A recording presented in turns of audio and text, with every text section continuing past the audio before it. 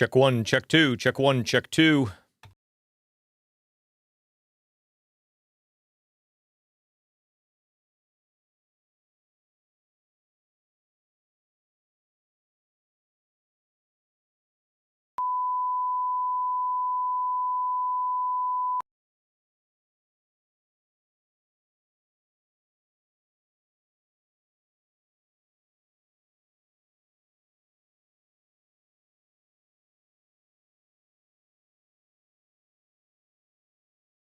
Check one, two, check one, two.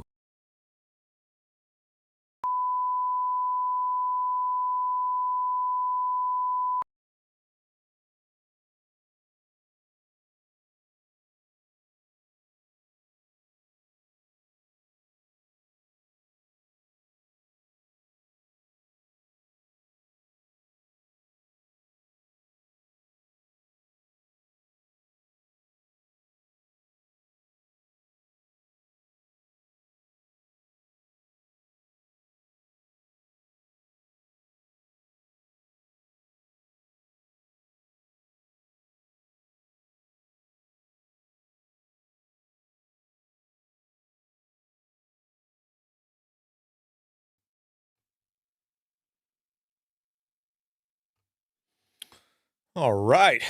Good evening, everybody. Welcome back. We have got an awesome subject tonight. I know a lot of you guys are excited. Got some new toys, got some old toys, and tonight's just kind of about show and tell, shall we say. So we are on a roll. 2 weeks in a row. Is it 2 weeks in a row? No. Missed last week, week before. Next week, I've got, no, I can't even keep track. I think it was last week. Doesn't matter. We're here. Give me a thumbs up on the mic check here. I want to make sure everything is looking and sounding good for you guys before we got going. Awesome. I'm seeing loud and clears in the chat. Thank you. I'm going to rearrange my window here. All right. Okay. Some disclaimers right out of the gate, okay? And I know I've got an awesome community here, an awesome group. I appreciate you guys all very much. So I know you're going to cut me some slack. I've got multiple things going on today that I'm usually not used to juggling. I've got, but I wanted to give you guys like a really good kind of close-up camera. So I've got my iPhone that's connected via an app I've never used before, and it's already frozen twice in OBS. I'm usually sitting right here the entire time we're talking, and I'm going to be moving around. I gotta switch amps and do a bunch of stuff. So bear with me. You're probably going to see a little bit of the back of my head tonight. I know that's not a usual sight for you. That's actually the most common sight for all of my clients. I've made the joke. Well, actually, I think one of my clients made the joke once. We went out for dinner after working in the studio for 2 weeks, and somebody was like, "Oh my God, that's what your face looks like. I've been staring at the back of your head for 2 weeks." And I've kind of reused that joke a couple times. But you guys are probably going to see what my clients see most of the time. So, anyways. As you already know, we are going to jump into guitar amps. And first of all, I'm a guitar player, but I'm not good. So that's the other slack you need to cut me tonight. I've been playing guitar since I was a kid, but what we're going to do tonight is where I got stuck probably like 30 years ago. And instead of learning how to play different songs, instead of learning scales and practicing, I would just play the same kind of whatever and then tweak an amp, and then play the thing and tweak an amp, and then play the thing and tweak pedals. And I got stuck, and that's kind of where my guitar playing ended. And so, this is going to feel like I'm 14 years old and just got a new, metal zone distortion pedal. So, but yeah, I'm going to go through just kind of my toys. As you guys already know, I love modeling amps. I love the Fractal Axe FXs. I love, a lot of the plugins now are really good. one of my, like, a little bit of a turning point for me when it came to guitar tones was actually a Line 6 amp. Being able to have like so many different reminiscent tones in one thing. And that to me was amazing. And I still have one now. My son has it, and it's pretty cool even for him. He's like still like he's learning how to play guitar, but it's really cool for him to be able to turn a knob and get like 4 or 5 or 6 different sounds and effects and stuff like that. So, love it or hate it, it's a great tool. And so ultimately, this isn't me saying amps are better. This isn't me saying I no longer use modeling. I still use the Fractal all the time. But I just want to give you guys a little taste of kind of other flavors that you might not have heard. Some of the amps that I use, and I should give a little bit of a backstory actually, because I'll talk about these amps as they pop up. But one of the things that is kind of interesting about what the amps you're going to see tonight, some of them are, I would say, like, everything's known. Like, I'm not going to show you any oddball thing that you're going to be like, what the hell is that? But it's amazing to me, when I first went to LA in 2001 or 2000, I don't know when it was, 2002 maybe? I'm old, I can't remember. I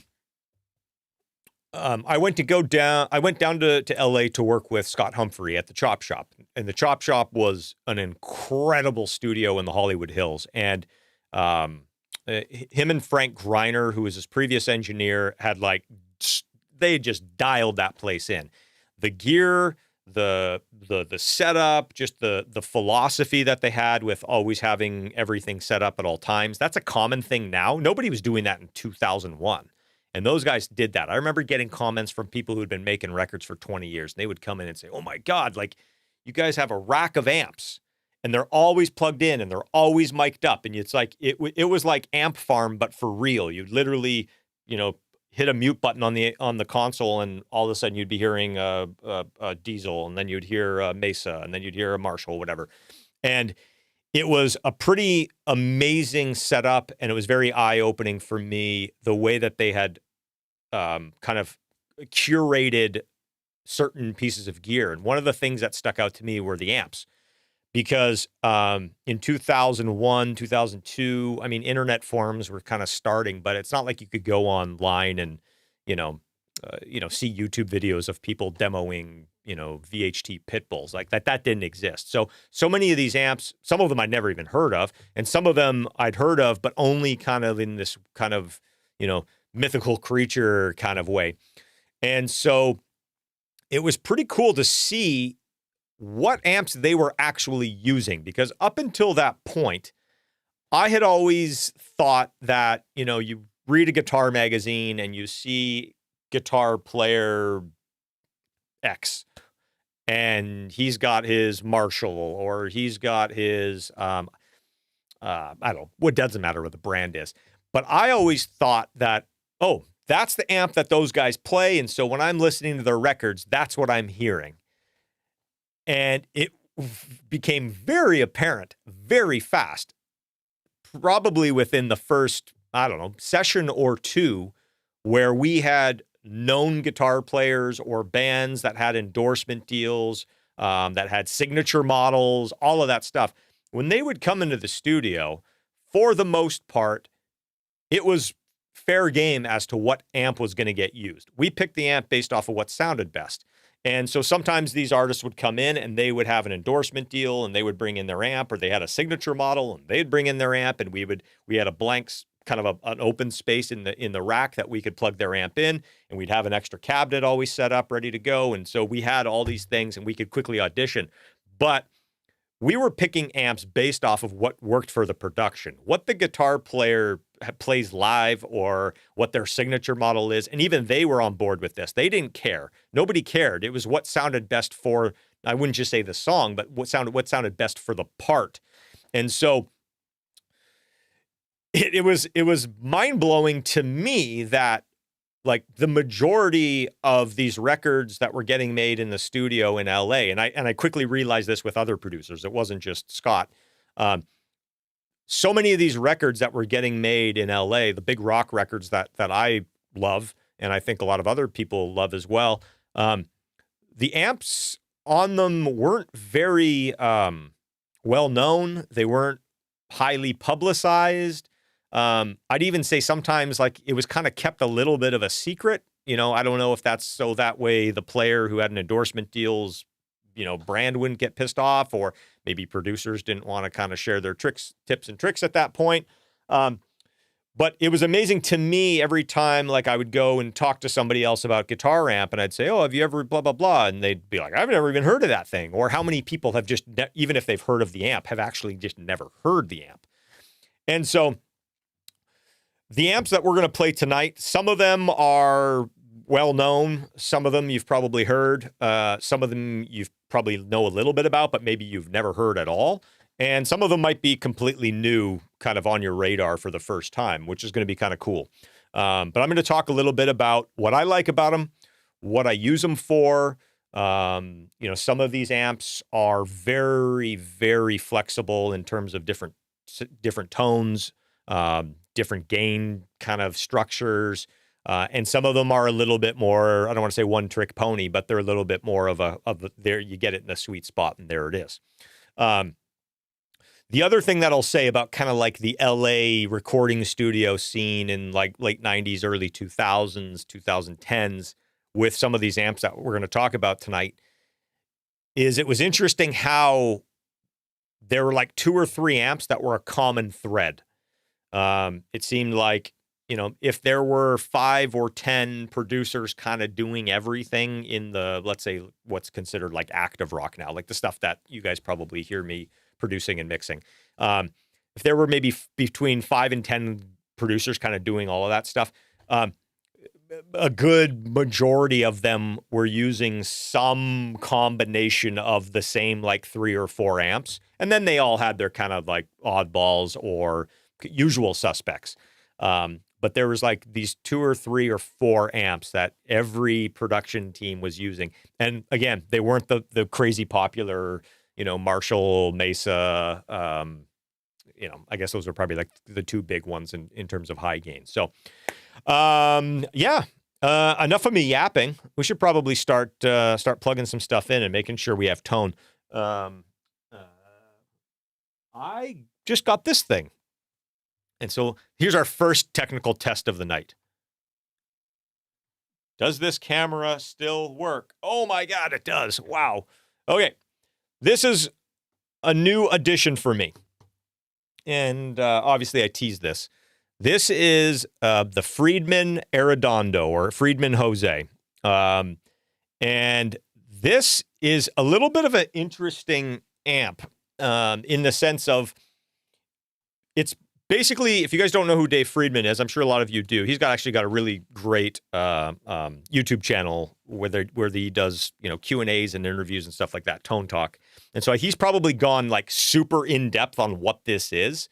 And so if you're at all interested, I definitely recommend finding that episode where he really kind of talks about this and see if it's see kind of what he says about it, and maybe there's some more technical details. But basically, it's, again, going back to kind of the records that I grew up loving. And then when I started getting into the studio business, I didn't know. I would hear, like, just in passing, somebody would be like, oh, yeah, he was using a Jose. And I didn't know what that, I'm like, oh, yeah. And I, you know, didn't want to act like I didn't know anything. So I'm like, yeah, Jose. I had no idea what a Jose was. And it only wasn't until a little bit later down the line that I learned that Jose Arredondo was an amp tech in the Valley in LA, and he would mod. He was like kind of the holy grail modded Marshall guy, especially back then. And so people would bring him their Marshalls, and he would make them sound, usually it was like more gain or just kind of like bigger and I don't want to say high or fi, but more lows, more highs, like all the different kind of bigger, better type scenarios. And so what this is it's kind of a culmination of The one thing I should say is, from what I've heard, almost every Jose was different. So even if he was doing the same mod, it was sometimes different parts that were available, or somebody would want a certain mod, but then they would want to change one little thing, and then it all kind of was a little bit different. So the Jose's that are out there, like the ones that did come from, the 80s, and I don't know if it went as far as into the 90s, but apparently they're all a little bit different. And so Dave Friedman, being who he is, he as an amp tech, and kind of in the world that he lives in, he's seen probably like circuitry. It's from the sounds of it, he's the guy who's probably seen more of Jose Arredondo's work than anybody else. And so he's built this amp to be kind of like a culmination of all the best Jose mods into one amp. So at the base of it all, it's a kind of a plexi. I guess it is a plexi. And then there's a bunch of switches and a bunch of gain stages and circuitry that gives it a much broader spectrum of tone, basically based off the Jose mods. So this is new for me. I bought it. There was a waiting list to get it. I bought it sight unseen, unheard, unplayed. One of my favorite records of all time is Motley Crue, Dr. Feelgood, and Mick Mars's guitar tone. I mean, not just that record, like some of the self-titled record with John Corabi singing, and even the earlier stuff. Like, I was still am a huge Motley Crue fan, and I guess the Jose Marshalls were a big part of his sound, and there's a lot of information now about, his kind of main Jose Marshall that I think traded hands a couple times, but it's an interesting sonic thing that I don't necessarily just associate with a Marshall. And so when I heard Friedman was doing this, I'm like, I'm going to get my name on the waiting list, and then probably by the time my name comes up, there'll be enough stuff out there that, will show me if it's any good or not. And there's been nothing but amazing reviews of it. So, to be perfectly honest with you, I literally took this thing out of the box like a day or two ago. I plugged it in just to make sure it fired up. But this is as new to me as it is to probably all of you. So let's let's see what's what. Actually, no, before I jump onto this, let's go to the chat really quickly. I'm seeing a ton of questions pop up here, and I just wanted to hammer out some of these because I know I'm going to get them. Once I get a guitar in my hand and I start hearing this, I'm probably going to ignore you guys for a little bit. Not really, but maybe a little bit. All right, Jose. Okay. Don't make my wallet hurt too bad tonight. This is not the video. If you want to buy amps and you've got money to spend, this is not the video that's going to save you any money. Because unfortunately, and this isn't, by design, this is just because of coincidence. None of these amps are that cheap. It sucks, but it's the truth. So, Dan asked, was it a Bogner Line 6? No. It was the early Line 6. I had the first one, and then I got the one that I still have now that my son has now is called a Flex Tone. So it's the one that kind of looks like a tweed. So that's the one. Jordan, jumping the gun with the question. Chris, do you have an amp switcher? Yeah, I do actually, and I don't have it hooked up, but that's something I did want to. I'm still waiting. I've got cabling coming. I just put together my amp rack, which I'm going to do a separate video. I was going to build something from scratch. And I've got a session coming up that I need to get my amp set up for. So I ended up getting some IKEA Billy bookcase things, that I know a lot of other people have used. And, it's actually interesting because, I started to spend some time looking to see how people had, modified these bookcases to support the extra weight. I didn't find a lot. So I kind of did my own version of modifying these to get them a little bit sturdier. So I'm going to do a whole separate video on that. But okay, this is going to be the first time of probably the 30 times it's going to happen where I'm going to get up, go grab something, and come back. So bear with me on the microphone because this might gate me out. But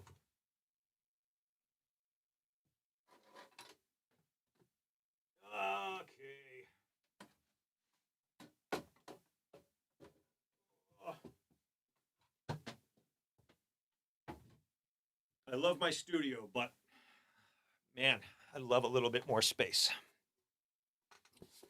So this is the amp switcher. Let's see if you guys can see that. This is the amp switcher that I'm going to be using. And this is made by Kahayan. They're the company that makes the summing amp that I use and love. And it's super rock solid.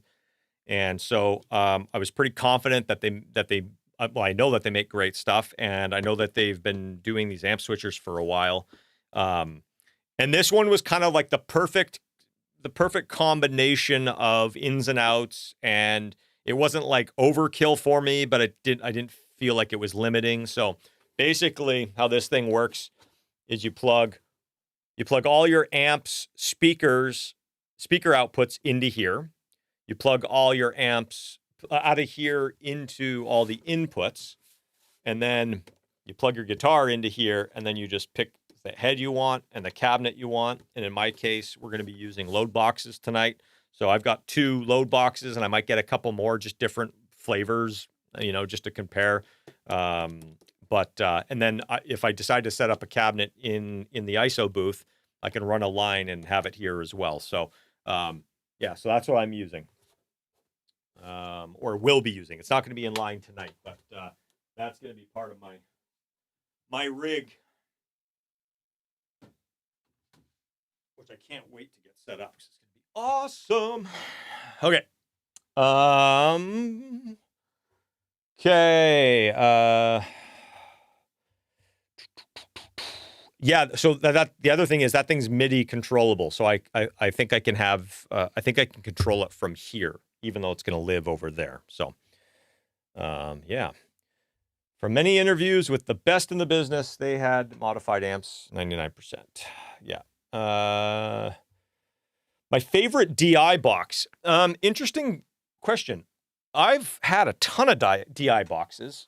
And the one that I seem to just gravitate towards these days is going into the Axe effects.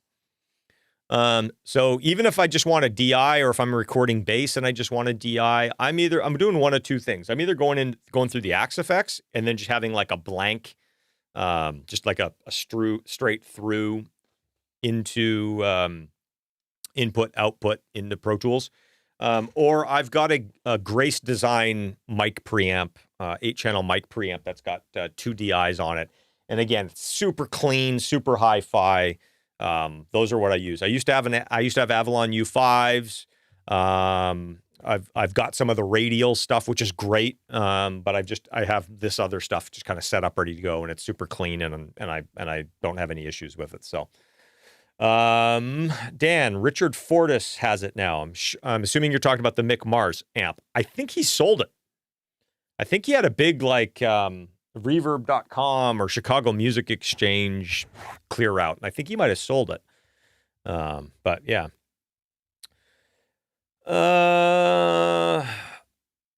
There are 2 great Friedman guitar amp plugins pedals. Why this time to choose the amp? Just a different flavor, feeling of knobs, or other reason?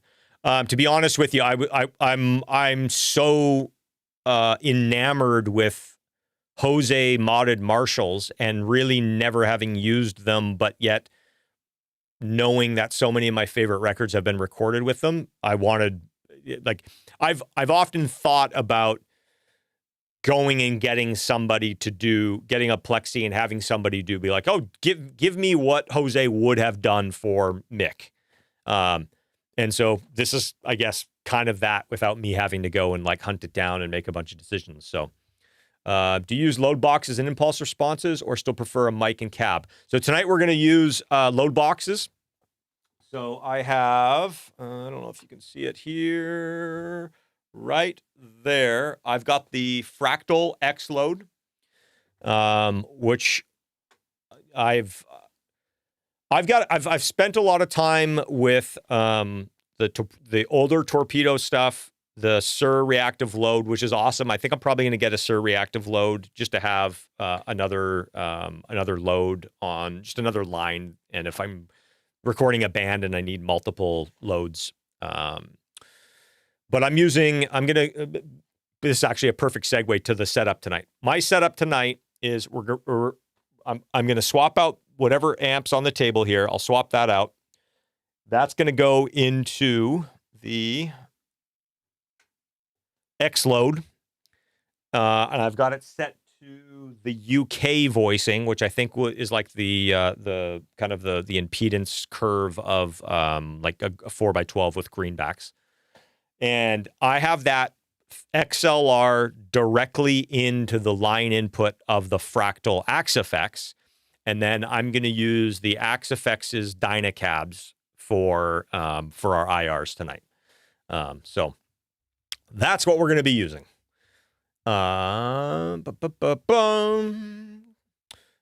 Jordan, can you let us know what model bookcase? Sure did. That's the Billy bookcase from IKEA. $49. I got 3 of them. And like I said, I'll do a video on this before I get everything like installed, because I've got to get all my stuff wired up, and that's going to be a little bit of a screwing around. But quick version of that is I cut the bottoms off them so they sat on the bottom shelf. So instead of sitting on just the edges, it's actually sitting on the bottom shelf. Instead of just putting the shelf pins in, once the pins were in, I put, I think, 2.5-inch screws through the shelves. And then I also put an L bracket underneath all the shelves. And then the piece that usually, it's kind of like a kicker that goes on the front of the bottom that I didn't need anymore. I used that and I screwed that in up underneath the top shelf just to give it some kind of some vertical kind of lateral support. But yeah, so it's the Billy bookcase, and I'd say with all the brackets and the screws and all this stuff and the actual bookshelves, I think $200, and I've got 9. It's basically 3 shelves in each one, so I've got 9 spots open. So, highly recommend doing that if you've got any kind of woodworking skills. It's pretty cool. Okay. Do I record with our Axifex as a USB interface? No, I don't. I have 2 lines out of the Axifex. I have an analog out, and then I have an ASEBU digital out as well. The only problem with the digital out is I have to, like, the clocking doesn't change in the Fractal. So if I'm in a session that's not 48, which I usually am, but if I'm not for whatever reason, I can't use the digital and get clocking errors. What was your go-to amp for Chad's guitars on the latest Nickelback album? I won't get into too much of this because I feel like I've spoken about it before. But the last record, so the Get Rollin' album, was, the majority of it was Fractal Axifex, and I think we were using a rectifier for the most part, like for the heavy stuff, for like the distorted tones, we were using a rectifier model. And then I usually kind of mix and match IRs. And I used my CB4 plugin quite a bit. And then there might have been a couple songs that had like a live rectifier on them, but just from like old tracking sessions. Like if it was just as we were doing something else and it got, a riff got written that way. But the majority of it was Fractal or the CB4 plugin. I love how everybody's like, that guitar sound rad. And then you tell them that. They're like, yeah, I thought they sounded kind of shitty. I've gotten that so much. I've gotten that, like, it's crazy. It's crazy. Yeah, I knew they sounded kind of digital. I could hear it. I'm like, sure. Me too. That's what we were going for. We're going for, like, grainy digital amp sounds. So, we nailed it. Nailed it. Okay. We're going to plug in.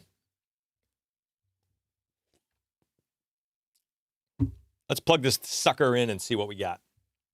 Okay. All right. You guys can see this, and like I said, I'm going to do my best. Oh, can you guys still hear me?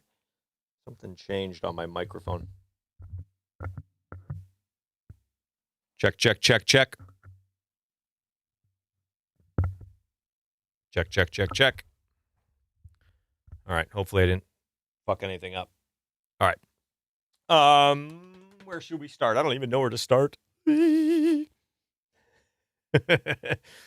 Okay, so the one thing I haven't really figured out yet, and I haven't gotten the hang of yet, is just kind of like the best way to set levels with everything. So bear with me on that, because that's a little bit of a question mark as to kind of like, you know, with a speaker, it usually starts to fart like fucking crazy. So, you know, or you get it to a certain level to where you're like, I can't turn it up any louder, or I'm gonna kill somebody. So, okay, something on my mic keeps changing. Sorry, guys.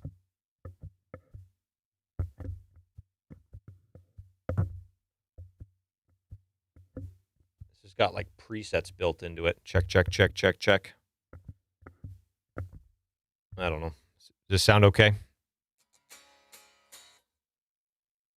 Okay. All right. Oh, well, I'm going to turn this thing on.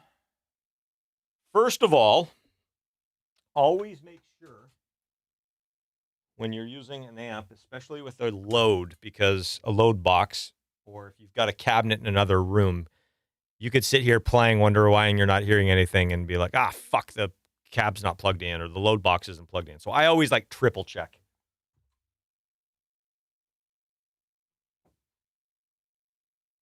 All right. We are plugged in. Let me plug my headphones in so I can hear something too. All right. Power.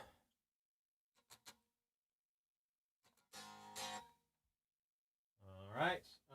Okay, I'm actually, somebody's like, dime everything. I'm actually going to turn everything down because, like I said, I'm still figuring out. Sorry, guys. My mic is in not the greatest position. Check, check, check. All right. All right. Actually, you know what? Let's not start with everything down. That's not a good sound. Okay. We'll do presence. It's got two different presence controls on it, which is cool.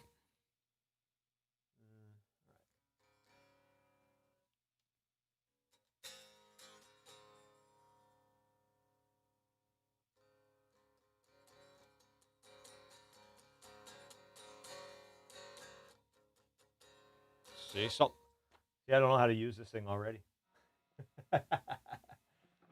There we go.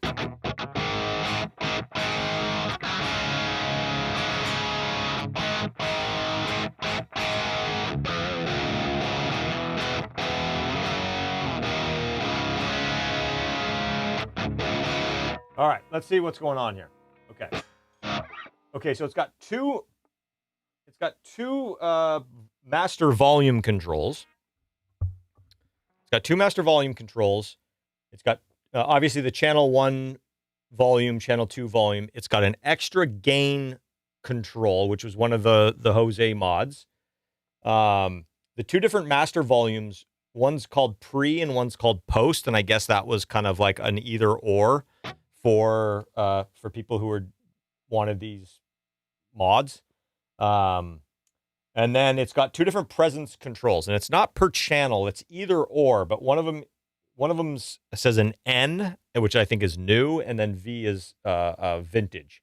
So I think it's kind of how the presence controls were integrated into the amps kind of back in the day. So really quickly, I'm just gonna have a look, see what cabinet I'm running here. All right, so this is a Dynacab on the Fractal. Let me show you this actually really quickly, just so you guys can see this. So basically, this is what I'm running into.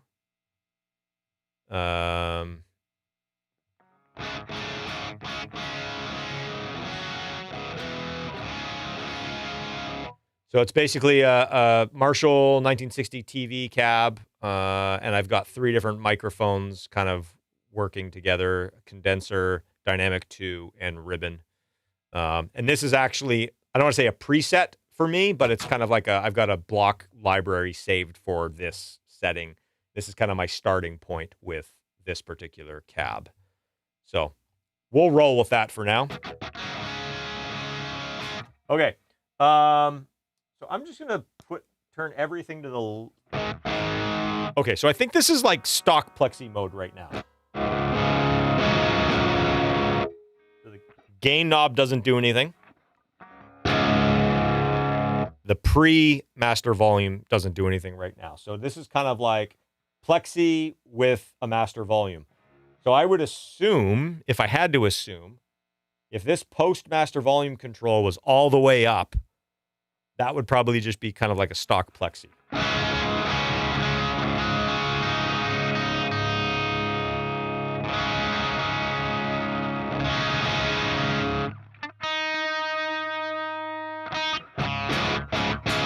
All right. Volume 2.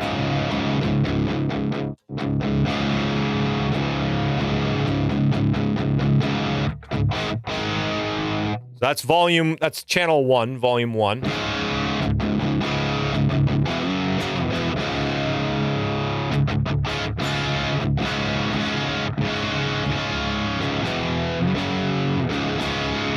So this is, like I said, this is where my guitar playing stopped when I was probably like 13 or 14. I'd just get a new whatever and it'd be big open drop D chord.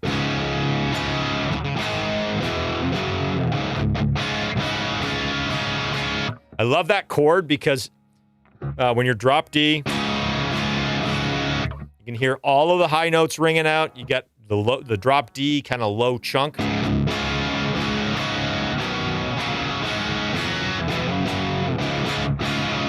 Like that, to me, I can tell the tonality of an amp right out of the gate.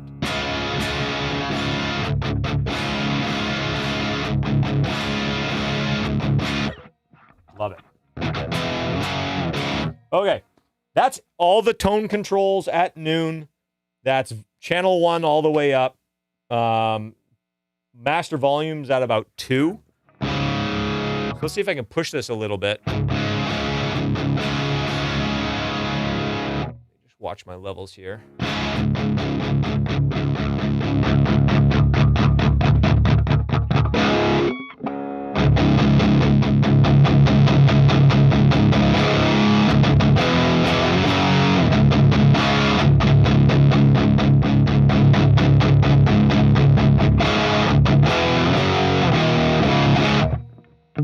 And with amps like this that are kind of like, I don't want to say non-master volume amps, but maybe that quote unquote shouldn't have a master volume.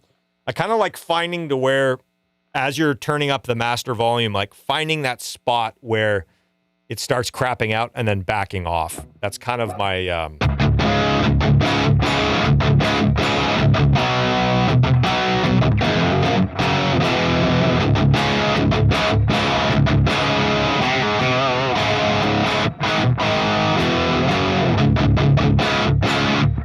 Yeah, that's great. That's like no mods at all. That's just kind of like stock sound right there.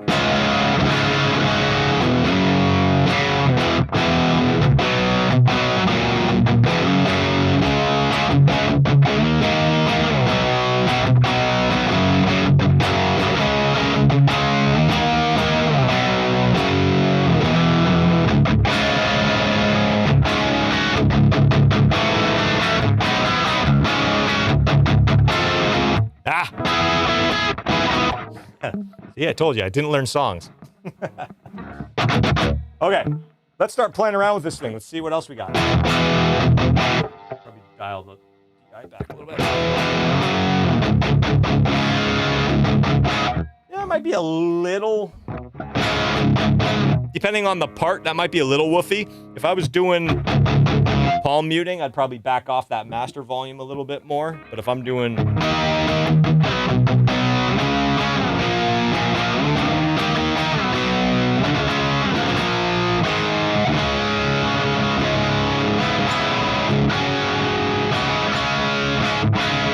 That sounds great. Okay.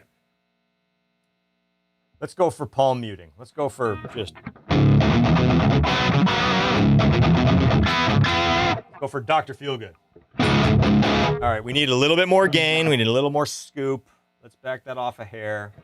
All right, so we've got... Okay, so when I switch the gain switch to the left. Oh, here we go. That now, this post-master volumes doesn't do anything anymore. Now this pre-master volume control is kind of the... That's our level now.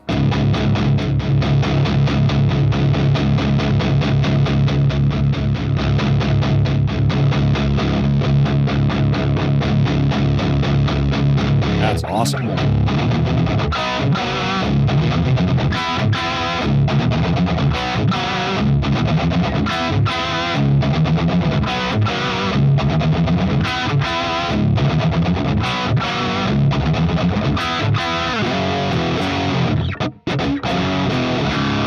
That sounds awesome. I bet everybody who plays this amp is going to play that song. I haven't touched any of the tone controls. They're all at noon right now. See if I can get a little bit more brightness out of this.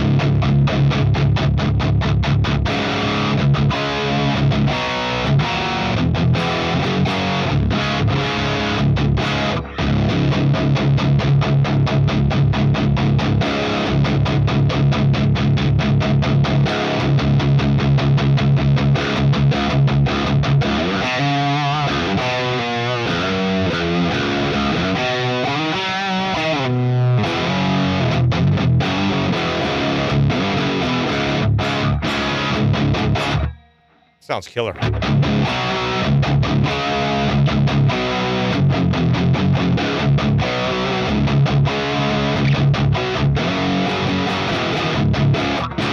Okay, let's check out a little more presence and see what happens.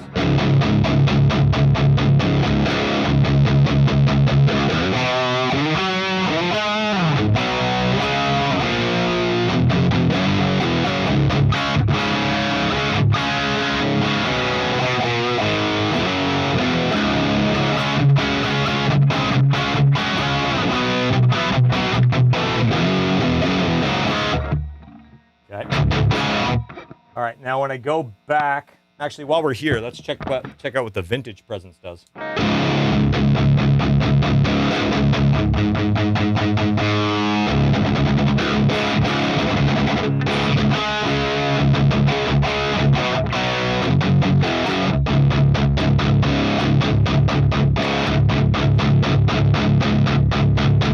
The new presence has almost like thickens everything up.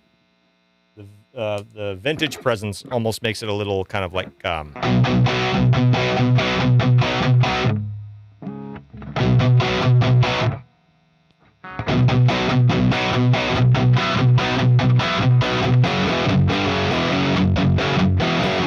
of just a little, I don't want to say thins it out a little bit, but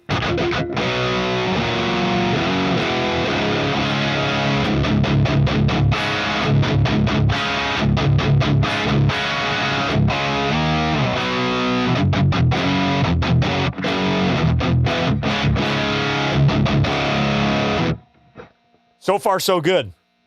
And you guys can't smell it in here, but it smells glorious.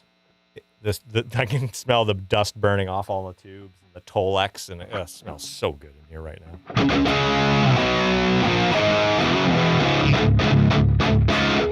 Okay. Let's hear what this other mod's doing.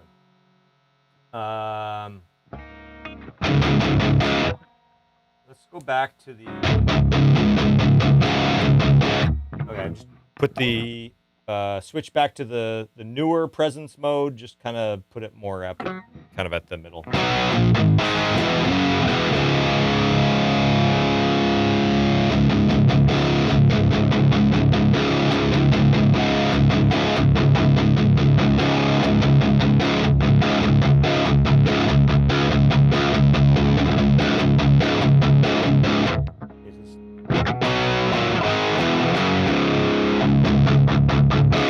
All right, I'm flicking the switches all over here. Hopefully you can see what I'm doing, but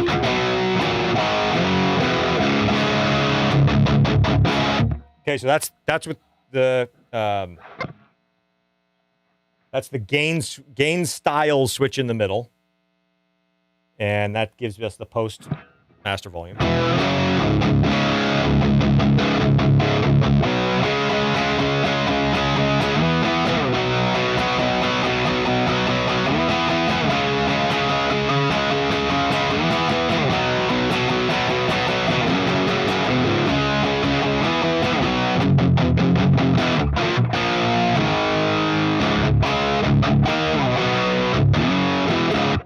Man, that's great. It's the little less gainy, but it sounds really good. All right, let's switch it all the way to the other side.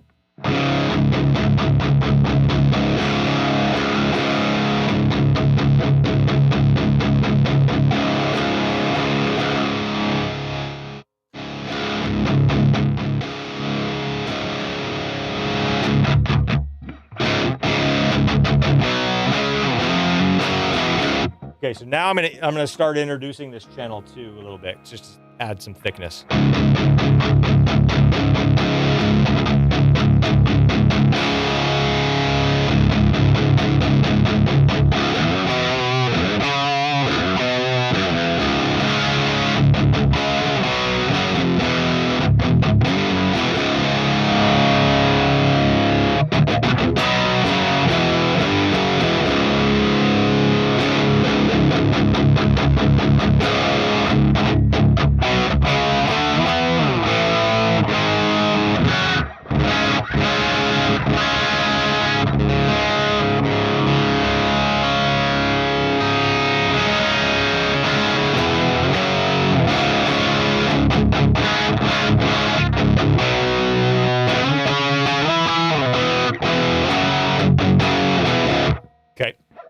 This one's a little, I don't want to say more brittle, but it's definitely more brittle. Let's push, there's a fat switch. I don't think that does anything yet. Let's turn the drive on, which engages this extra gain knob now.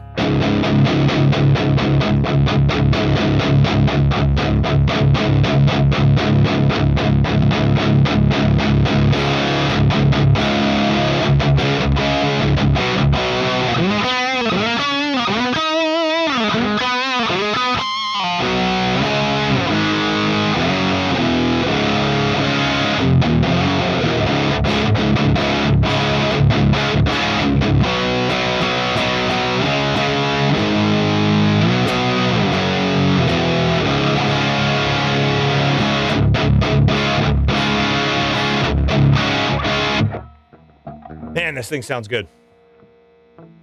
This thing sounds really good.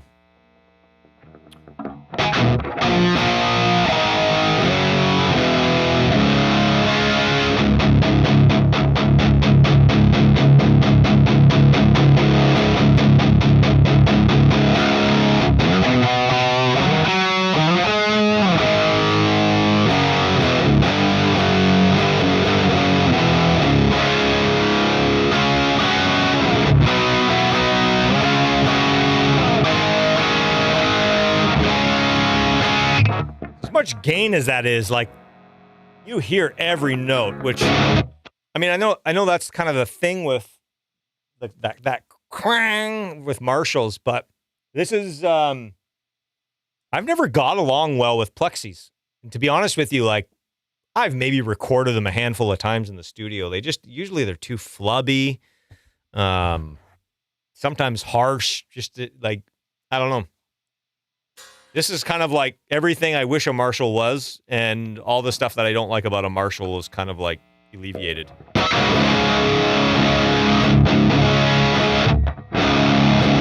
think I liked, let's turn that off.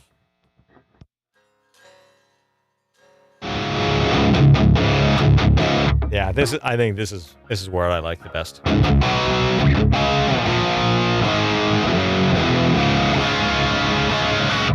So the gain style to the left, which engages this pre-master volume.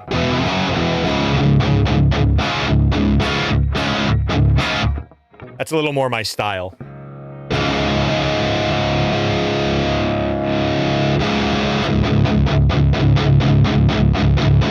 Oh, and you can add the gain, that extra gain stage to this channel.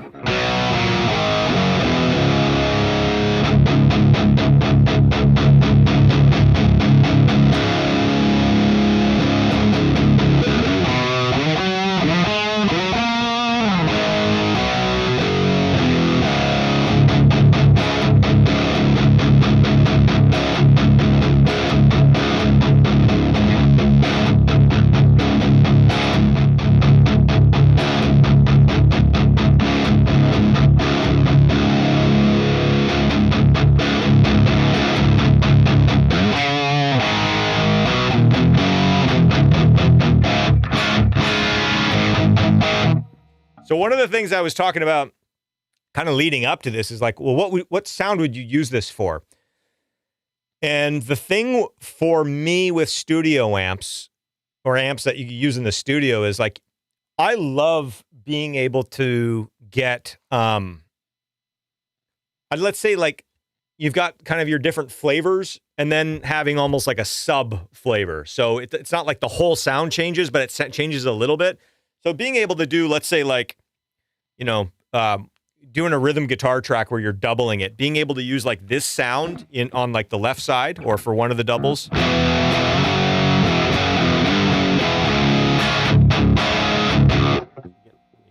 Dial back a little bit of that top end.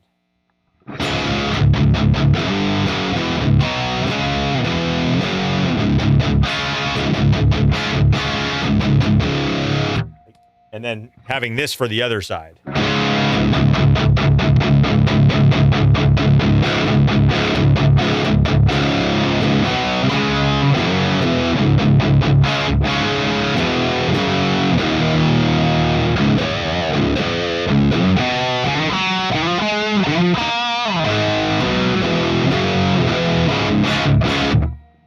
Like, it sounds like the same amp, but it's not exactly the same to me. Yeah, it's pretty great. One thing I didn't check, not that I would, here, there's a perfect example. I wouldn't turn this thing on if I'm like, I need a clean sound. I wouldn't even start with this. I mean, maybe if this is all you had, or you've only had a few amps, maybe you would go for it, but I probably wouldn't even start with it. That being said, kind of like an edge of breakup plexi tone I do like. I'm not using the best guitar for edge of breakup. This thing has like super hot pickups in it.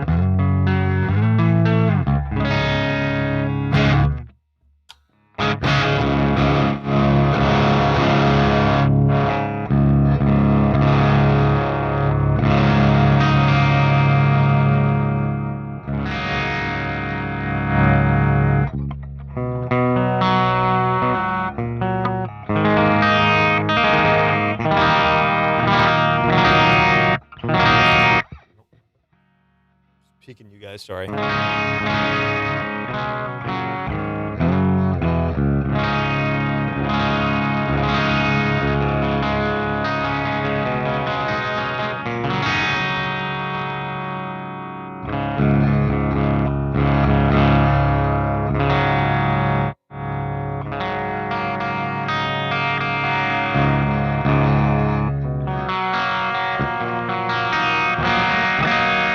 I don't know.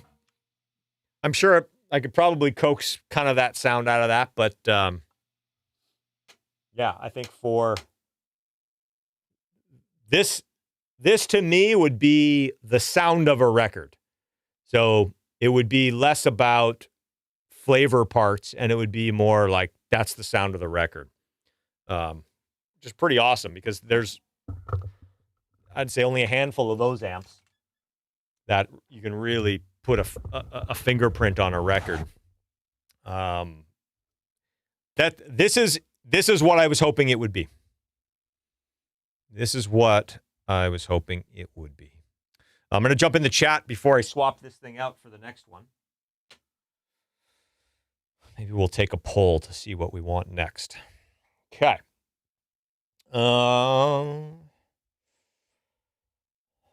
Very Bogner-like with the presence. Oh, like having the two different options. Yeah, it is kind of thuddy. it's got that thing. I mean, and that's kind of what the Mick Mars thing that I've always loved. It's like there's a I call it like almost, it's throaty.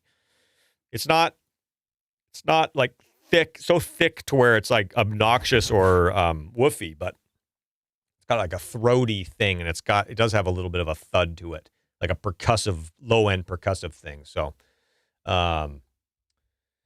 yeah, the mid range on this thing feels very good to me. Again, my issues in the past with kind of plexi style amps have always kind of been, either mushy bottom end or a little bit harsh, or trying to find that right balance. And yeah, this is great. The next comment down seems balanced, very balanced, very balanced. When you put a delay on this, is it going to go on a stereo aux track, or will you use a pedal in the loop?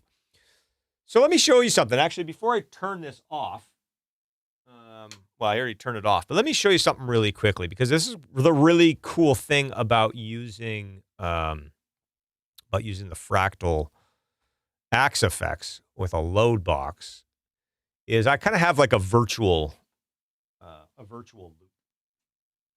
And so what I can do here, I plugged my headphones. Hang on one second, guys.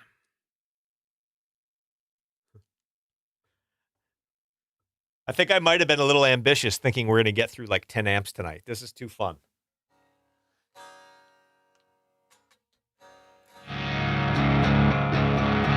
All right, let's go back to...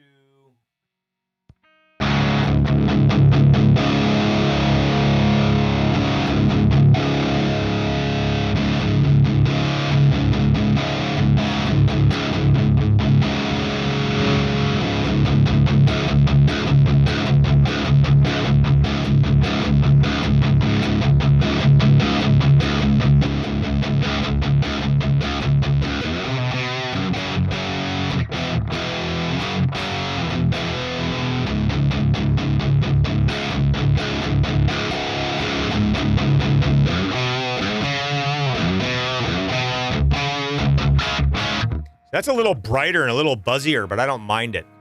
Okay, so the cool thing is here, like, if I muted or if I bypass this cabinet, basically you're just hearing the output of the amp with no cabinet. It's all buzzy and crazy, right? So with the Axe effects, you can put, like, typically when you're using the loop, you're putting your effects before the cabinet, but after the amp. So I can go and put, delays here if I wanted.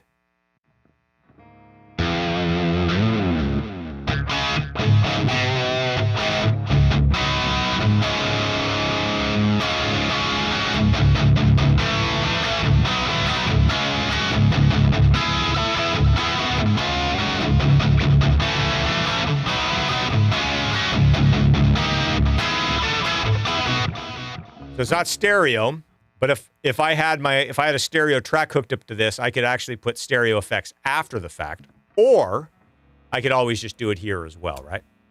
So.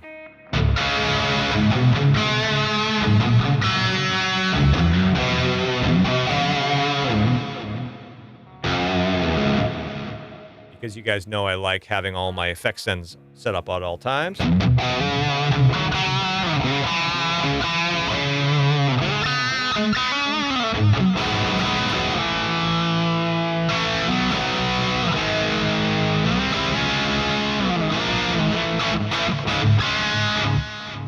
If you really want to get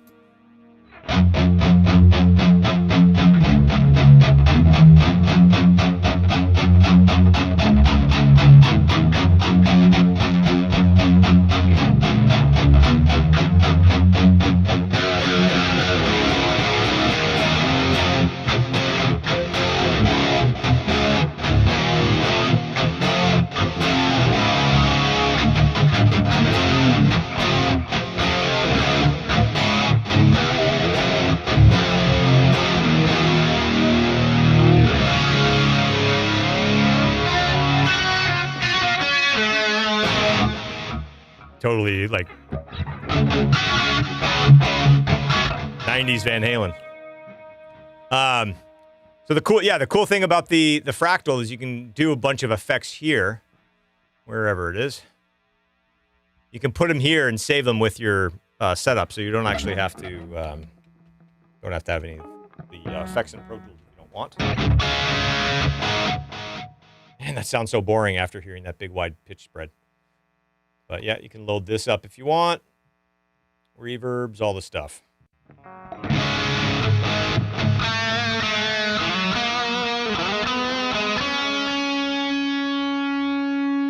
want to get crazy.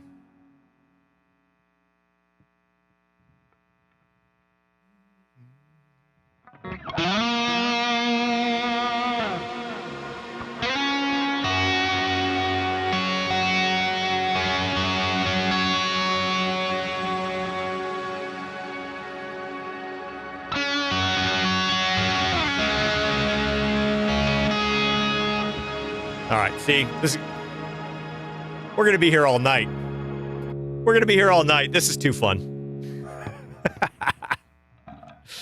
All right, guys, I'm out. I'm just going to keep playing for the rest of the night. Just kidding. That's so great. So yeah, I'll the other thing that you can do, and I'm actually probably going to play around with this, is you can go into the Fractal, plug the guitar into the Fractal. You can take a send out of the Fractal, go into the amp, and then take the amp into the next load and then back into the Fractal. So it's like almost like two loops. So you can actually use like more like distortions and front end effects in the Fractal in front of the amp, and then go back in and use all your kind of stuff that you would put in the loop. So there's a lot of really cool stuff that you can do with this. It's pretty awesome. So,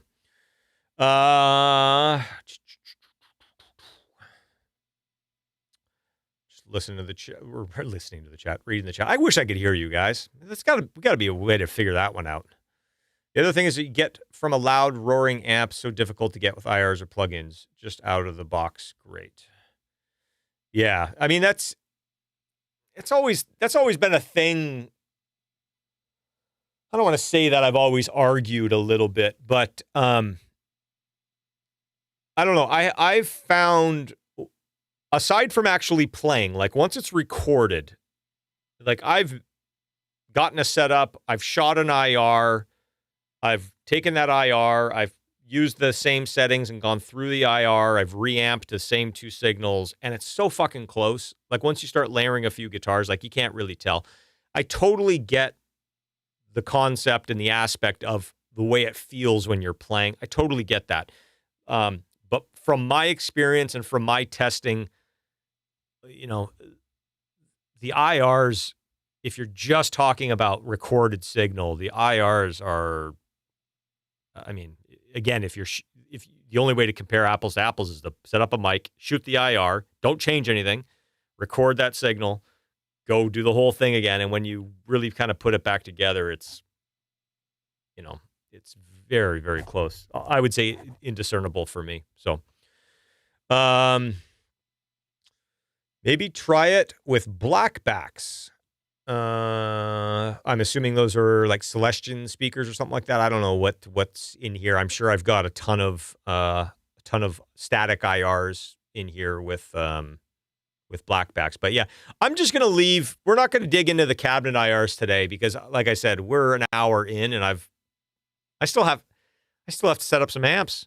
So we're going to blow through these other ones because these other ones I know a little bit more. So, VH4. All right. I think the VH4 is next. Do you usually leave the dynamic and ribbon mics at the same volume or cut some of the ribbon? Let's see what I got on this particular one. No, this one, they're pretty much all the same level here. But I do have them in different positions and I do align them by ear. So I like the sound of a little kind of misaligned IR-ness, for lack of a better term. But yeah, for this, the levels are all the same. It looks like they're all just 0. And then they all get normalized. The other thing sometimes I do is I sometimes have filters on certain ones. So sometimes I'll roll off a little low end or a little top end, but it looks like these are pretty just kind of left alone. So, all right. Shall we move on, ladies and gents? Okay. Okay, here we go. Let's I'm going to switch screens here. Okay. I don't know if you guys are going to be able to hear me when I go to the other side of the room and grab a new amp, but bear with me. I should have got some music I could play for you guys while I was doing this. All right, so we're going to turn this off. Turn that off. Take that out. Oh, my shoulder's sore. Most guitar I've played in months. All right. Power cable. Speaker cable.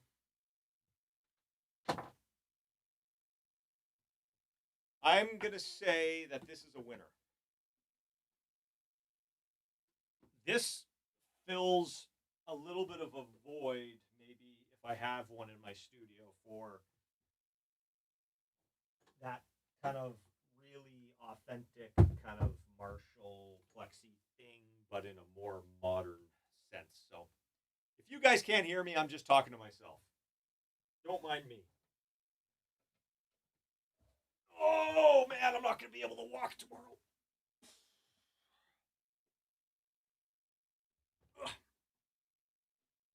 Beastmaster. Okay.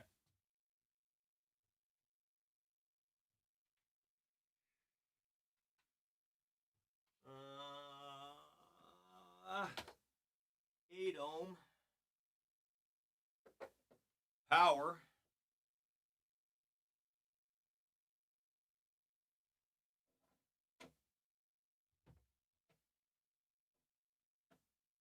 Okay, I'm just going to turn all the volumes down to start. How am I? Okay, even though I just plugged it in, I'm triple checking that nothing got unplugged here. I still have my load.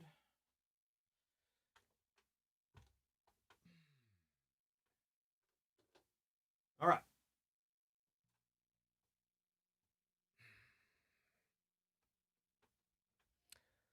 This is the Diezel VH4 while it's warming up. It hasn't been on a little bit. I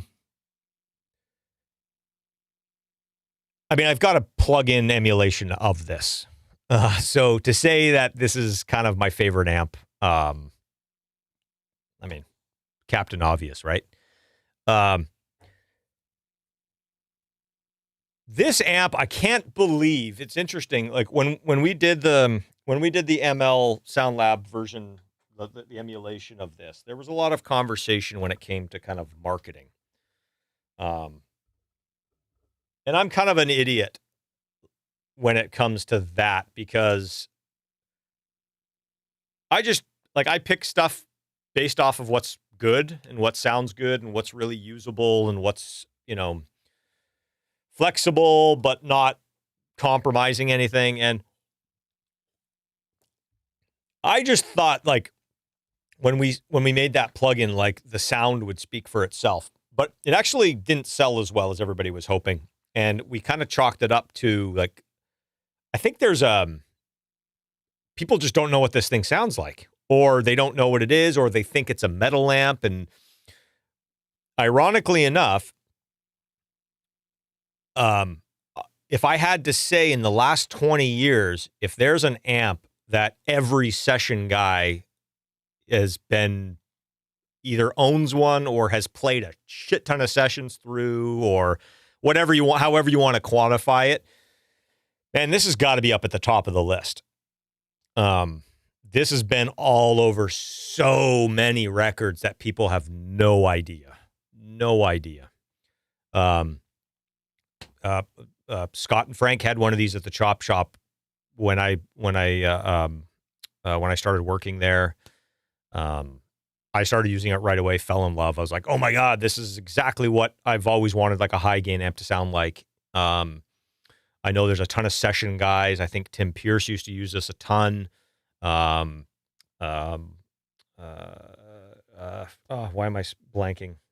It doesn't matter. But like, I'm sure if you went, if you could peek behind the curtain of all the kind of the rock sessions over the last 20 years, you'd probably see this on, at least in the room.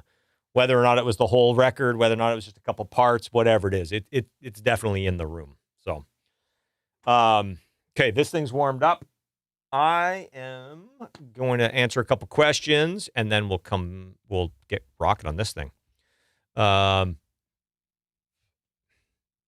Somebody asked if I've played on any records that I've mixed or produced. I have. I'll never tell anybody which ones. Of course, it's going to be one of those things.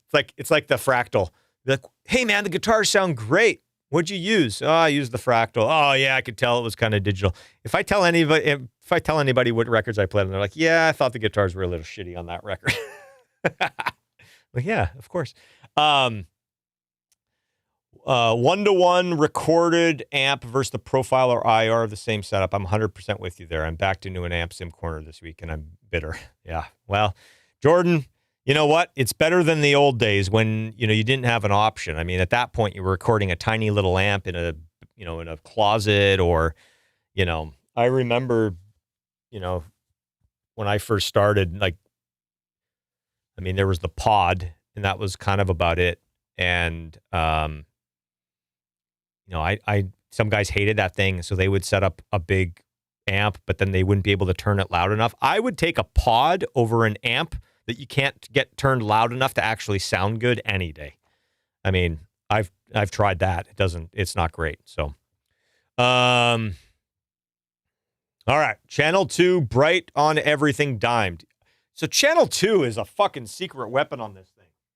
I mean, so if somebody came to my studio, or if we were doing a record and somebody wanted a Marshall Plexi sound, and I obviously, like I said, I don't have a Marshall Plexi, but they wanted that kind of thing, I would go to this on channel 2. That would probably be where I would start for that kind of thing. So, okay, shall we?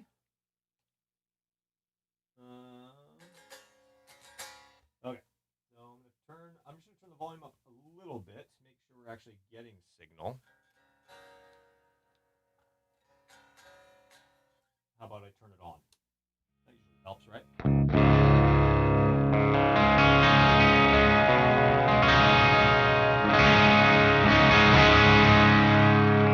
I mean, that's a fucking great edge of breakup sound.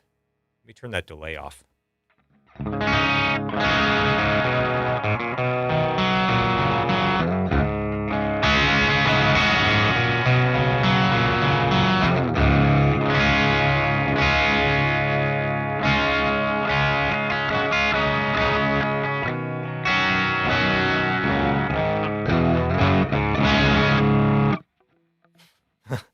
Done. Whatever that was set to, it sounds good. Okay,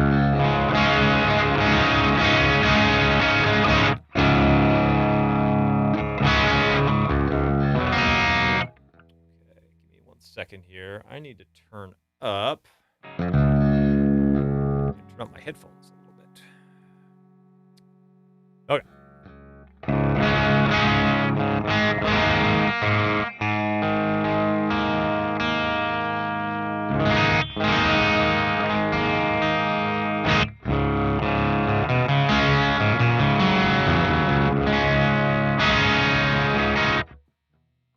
I say, with this amp, I said, you came for channel 3, but stay for the others. Because they are good. So yeah, there's your channel 1.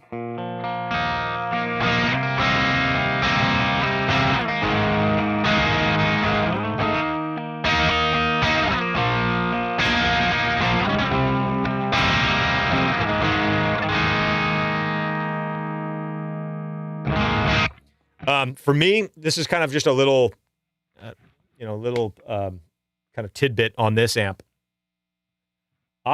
You know, there's some amps that you like kind of find the sweet spot of the depth and the presence, and it just kind of stays no matter what you do. The depth and the presence is almost like, I don't want to say like my main EQ on this amp, but I use it like crazy. I love it.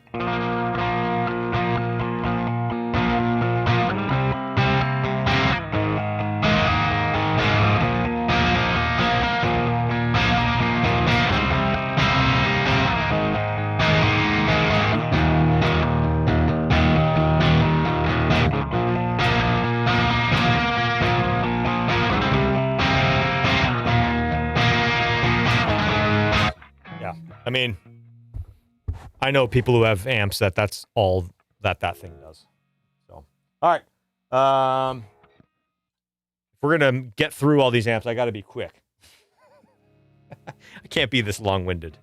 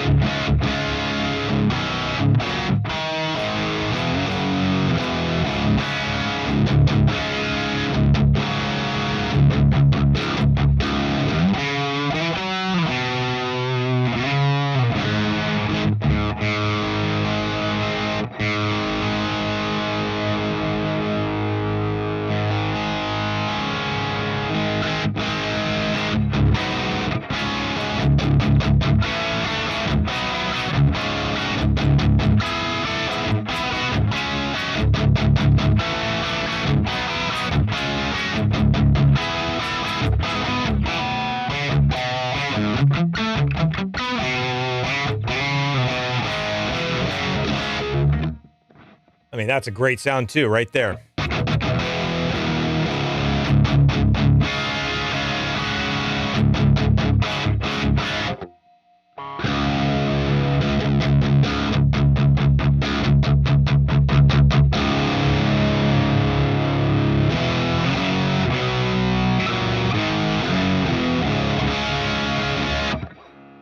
Dial back the gain a little bit.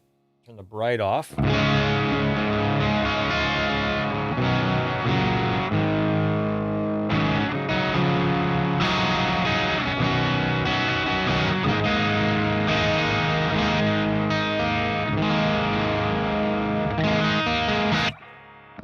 Okay, love that.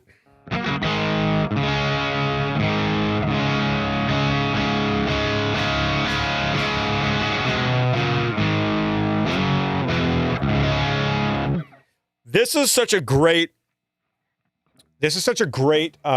channel for doing what I refer to as like accent parts or guitar overdubs. So like, let's say you had a song where you've got a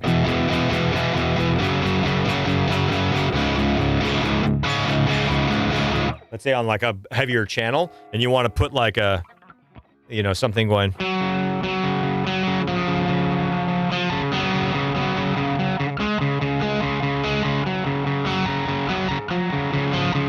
Or something even higher, like.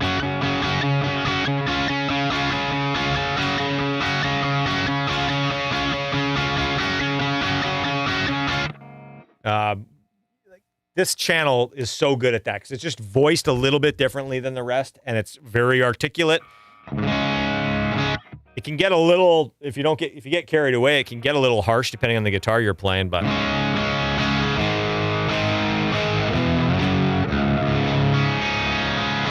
awesome. Okay. Channel 3. Definitely kind of like the sound of, I'd say like the 2000, 2010, like, you know, rhythm guitars.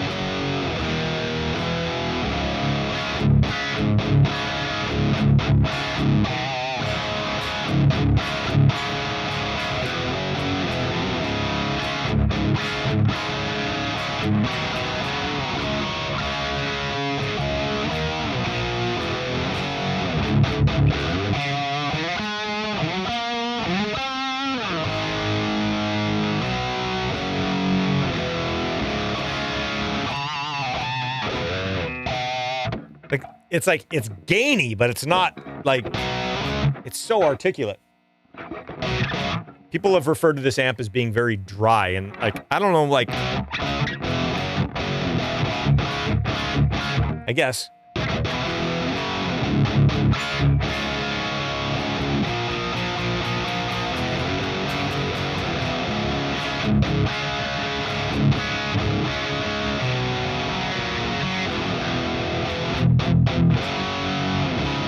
And that's like, that's gain on half or straight up.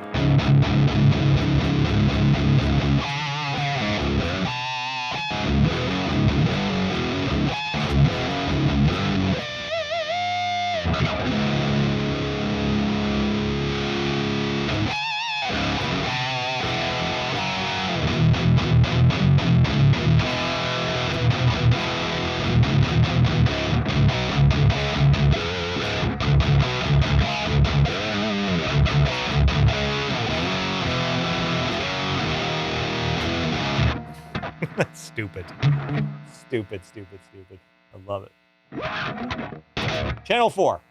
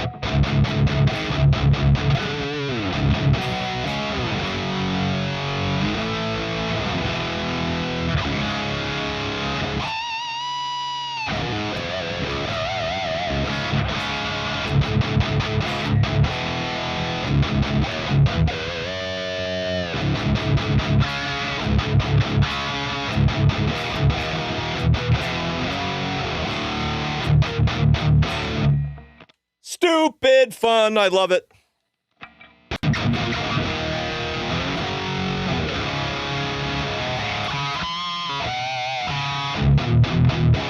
So good. So good.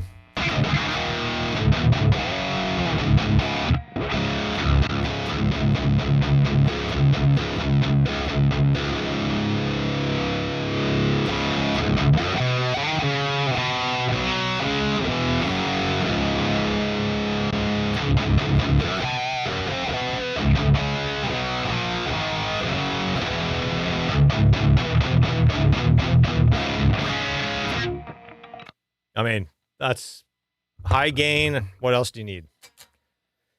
What else do you need? Hitting the chat for a second. Giving my my ears a rest. I got it so cranked in here. It sounds so good. It could sound like shit to you guys, but it sounds awesome to me. Oh, man, this is so fun. What's the difference between the VH4 and your amp sim? Nothing. It's a model of that exact amp. And I've probably talked about this before, but like we spent a lot of time and a lot of effort and a lot of work getting the CB4 amp sim to sound like this thing.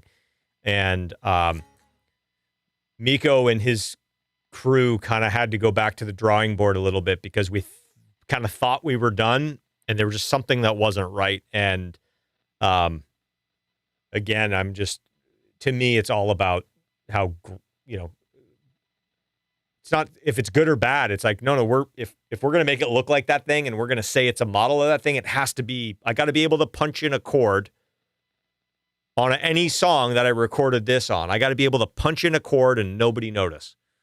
All else the same. And it took a few months longer than we were hoping, but we got it. We got it to where it was literally, I think, as close as it can be. Again, all things considered equal. When I was testing through the same signal chains I was using the same tones. I was using the same, like everything was the same. And like I said, we got it to a point where by ear, recorded, played back, and also on a spectrum analyzer. Like, we got it so close. So that's my subliminal advertisement for the CB4. Yes. Yeah. Channel 2 is awesome. Channel 2 is awesome. What gauge strings do you like? Does it depend on guitar player, or have you some specific type for specific parts? So I've got a bunch of guitars here, and I have them kind of like tuned to different things based off of kind of what they're good at and what I might be using them for. Like this this is just a guitar. I had a poster of this on my wall when I was like 15 years old. So I'm like, I had to have one of these at some point. But I used to use a lot heavier strings, and I've started going lighter and lighter. I don't know if that's because I'm getting old and I don't play as much. But yeah, I kind of pick strings based off of tuning. And kind of what's going to sit in tune really well, what's going to be easy for if I have a player in from a band I'm working with, what's going to be easier for them to play, that kind of thing. So, I love bright strings. So anything, I usually go with like the brightest, clearest, most output I can get. I've really liked the Ernie Ball. I think they're called Cobalts. I've been using those on a lot of my guitars of late.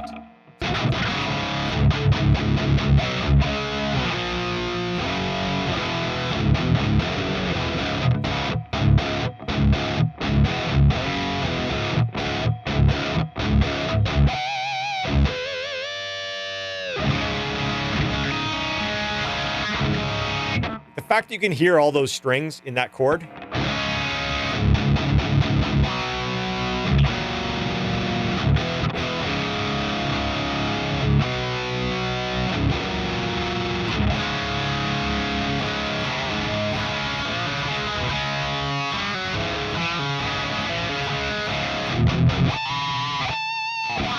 Awesome.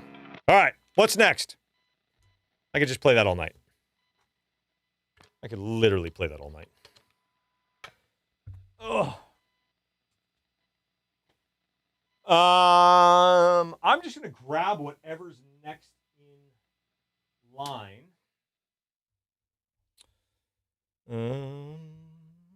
While that's turning off. Great for dubs and octave reinforcement stuff. Yeah, that's a channel 2. That's kind of what I was talking about. It's a great option for that. Or even just like, if you're working on something that's not, like if I'm working on a ballad or something where it's like you need kind of rhythms, but I don't want it to be, I'll go to channel 2 on that as well. It's great.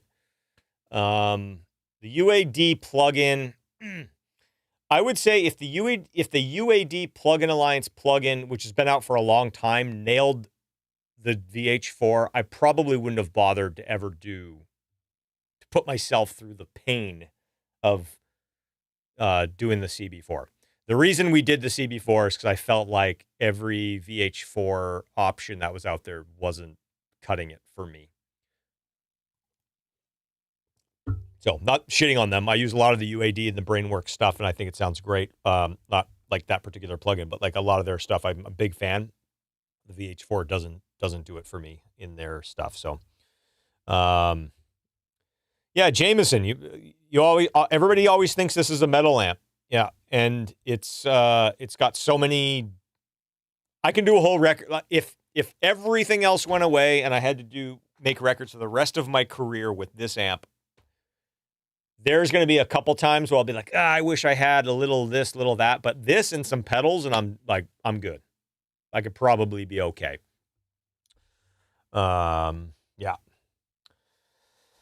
Still playing through the same cab for all the Sims. Yeah, you know what? I think I'm just going to leave that here. I feel like we've kind of got a little bit of a home base, and I don't want to change that up. I feel like, well, maybe when I get to some of the lower gain stuff, maybe I'll change it up. But for now, I'm just leaving that. I'm leaving that for now. Any amp sims coming from you one day or another? Any ideas in your head? Well, interestingly enough, when we first started doing the CB4, that was supposed to be one of 6. And so you guys are going to hear the other 5 that we never ended up doing. So, all right, let me swap one. We never ended up doing them. Just got this one done, and it was like too much. All right. I'm going to go back to right here. Okay. Unplug my headphones so I don't tear everything out of my thing. All right. That.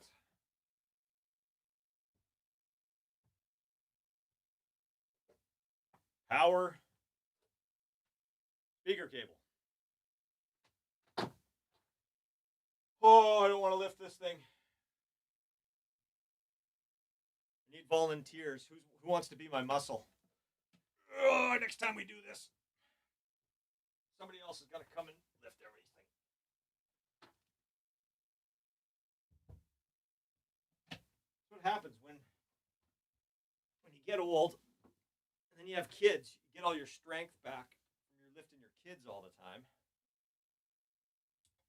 And then when your kids get so old that you can't lift them anymore, or you're not lifting them anymore, then you get weak again. And I spend too much time in the studio, not enough time working out or playing hockey or doing something physical. Maybe that's going to be my next.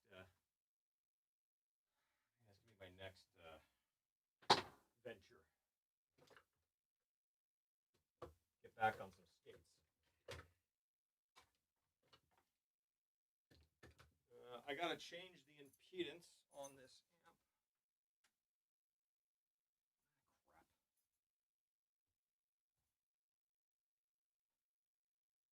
Bear with me.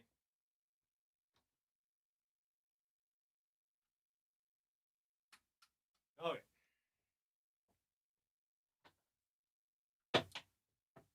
Speaker. Power amp on. Make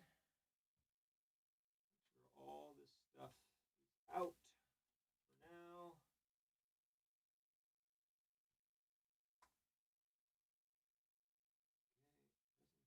Depth up.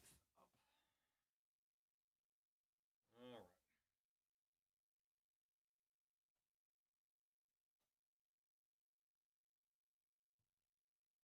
Okay, we're going to double check. Speaker plugs in. Power. Turn the volume down on everything. And let's fire this baby up.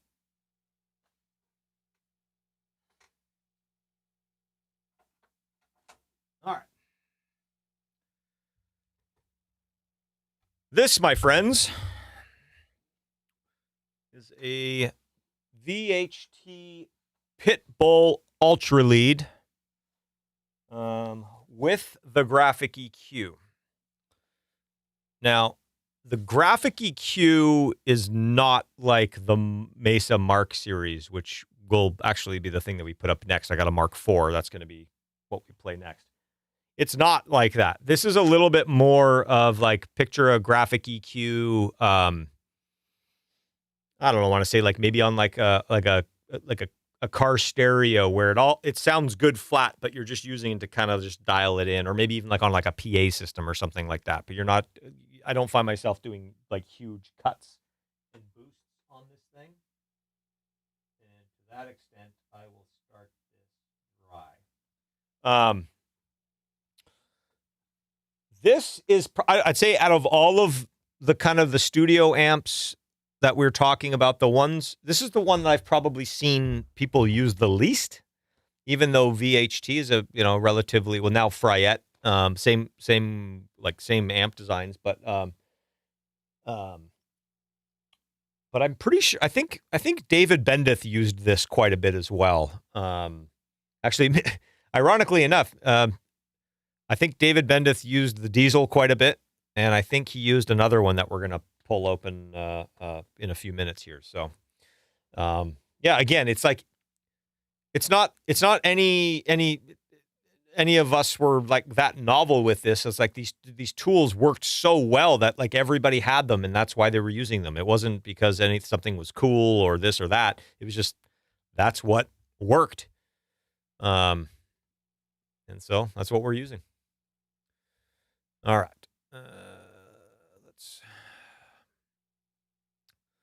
Let's see where we're at.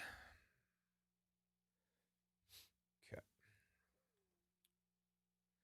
If anybody in the chat's got any experience with this amp, jump in. I'd be curious to hear.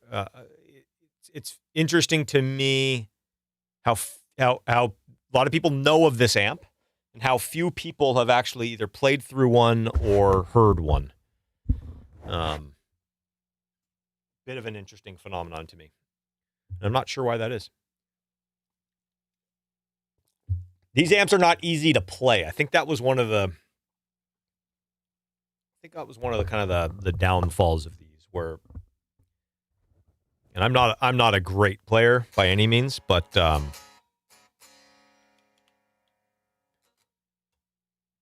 if you're not the greatest player, these things can sometimes be a little bit of a handful, just because they're so precise and so articulate. Even the gain channel is still pretty. There's not a lot of forgiveness, shall we say.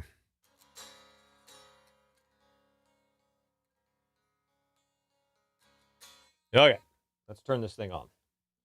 A little bit of volume.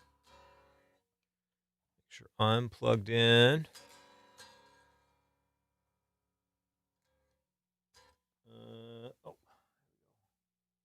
Operate.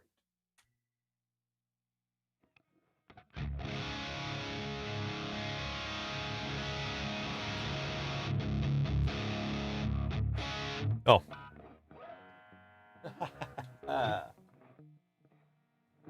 I don't have my headphones plugged in. Ah. Okay.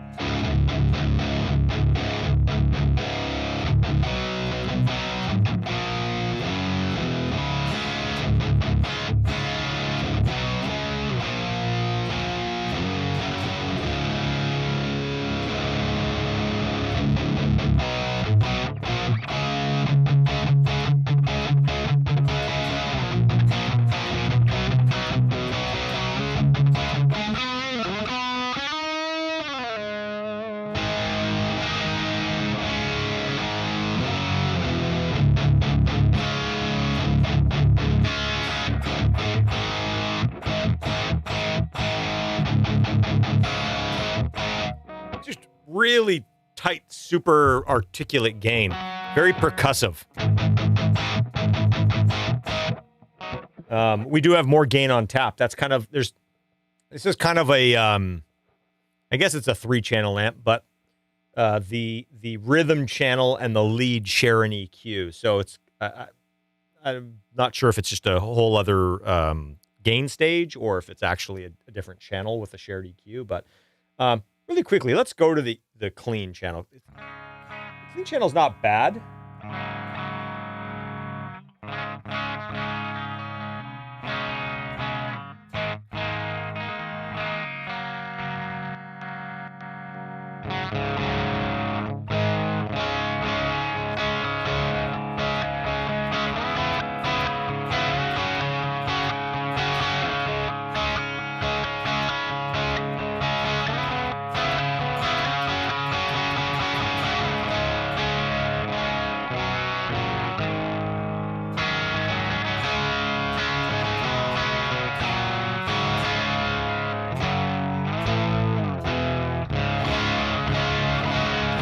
Like, I would use that all day long for flavor parts.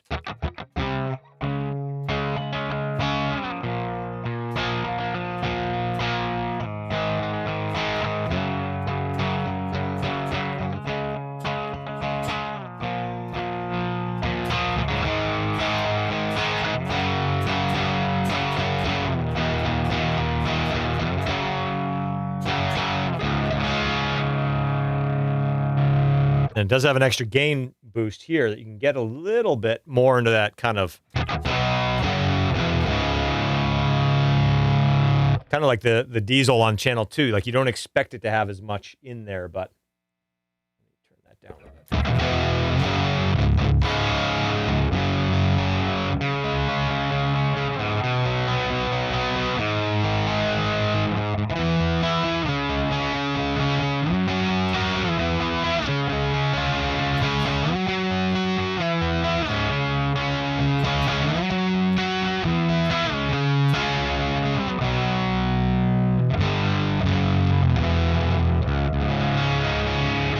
To get into the low strings, it gets a little flubby. So this would be a sound that I think, depending on kind of like if you're in that mid kind of on the A and the D string,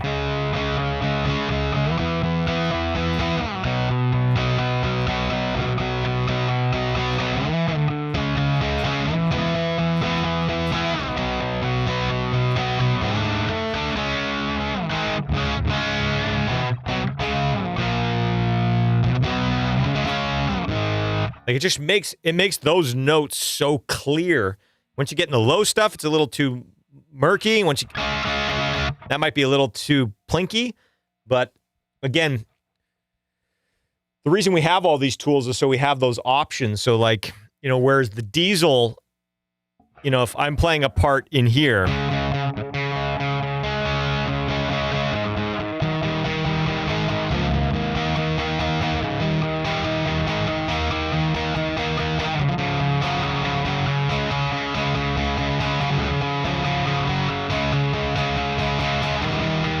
if I'm playing something like that, Diezel might be almost a little too smooth.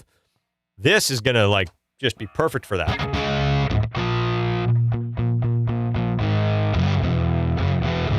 This would probably take a pedal really well too. I haven't, I pulled some pedals out, but I'm like, yeah, let's just stick with the amps. And so like I said, this graphic EQ, you can really start getting tweaky with it.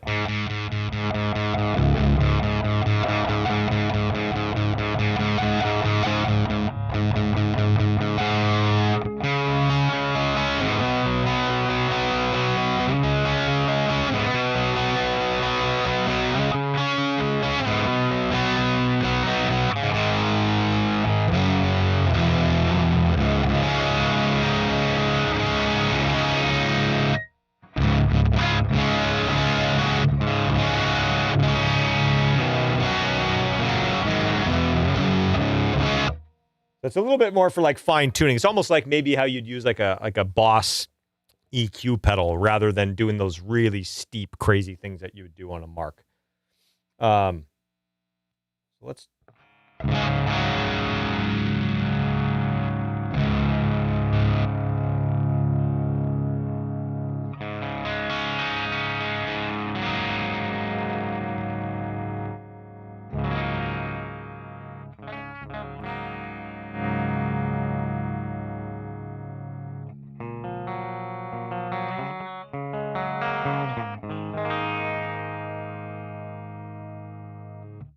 Something on here.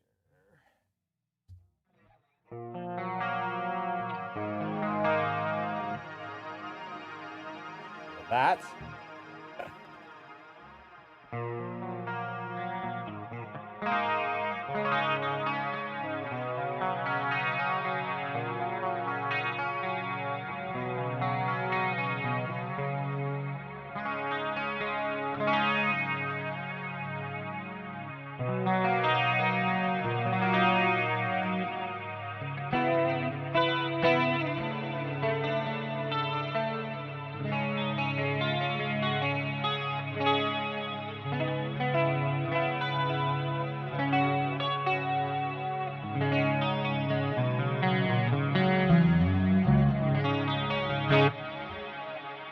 Again, as a studio amp, having to get that kind of hyper clean thing.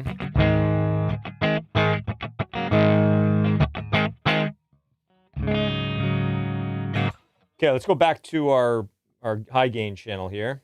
All right. Dial that back a little bit.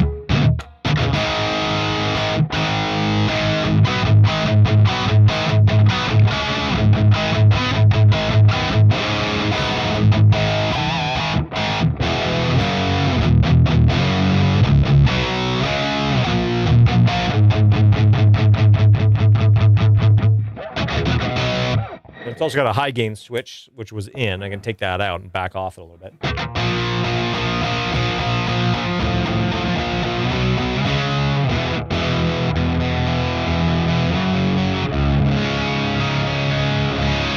It's almost, it's weird. It's like it's compressed, but it still has lots of attack. This is a very unique amp.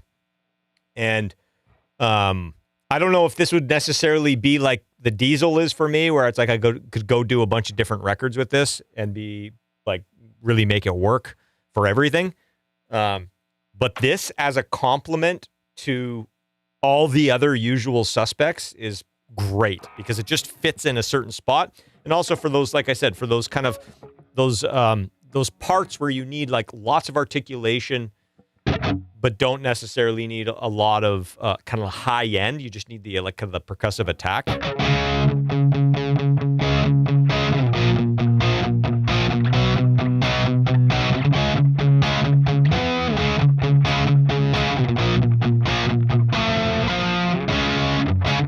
So good. All right, let's go to full bore here.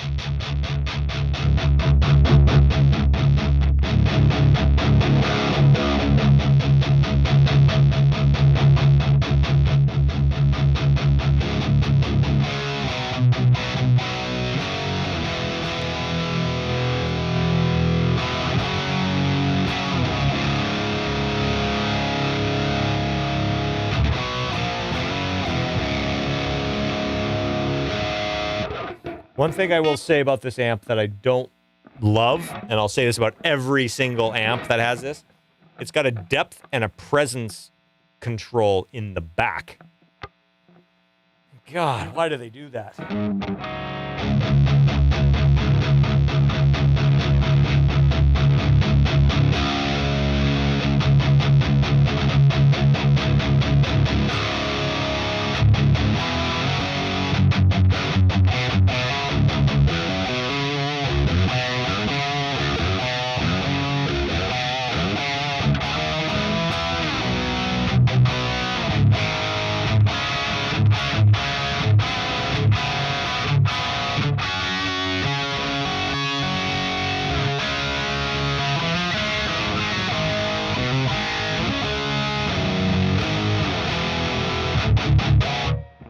Things like just always super tight. Maybe sometimes a little too much. Got all these different voicing controls. There's edge, shift. That one's just the edge for that. The shift, kind of like a mid-range.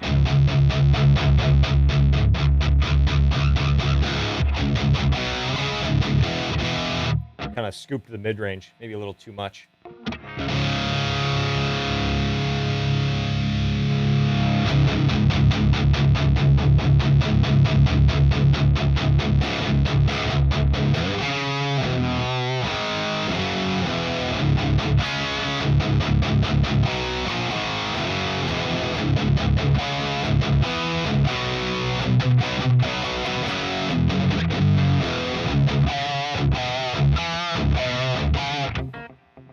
I bet, like, well, not I bet, I've used it.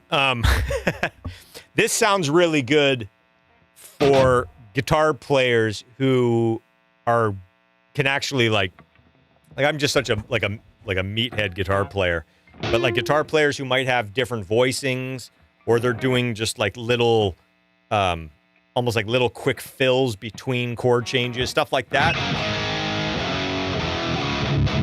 This works very well for those guys because it's like the note dies away as soon as you stop playing the note, it dies away. It doesn't have this kind of little like after kind of thing.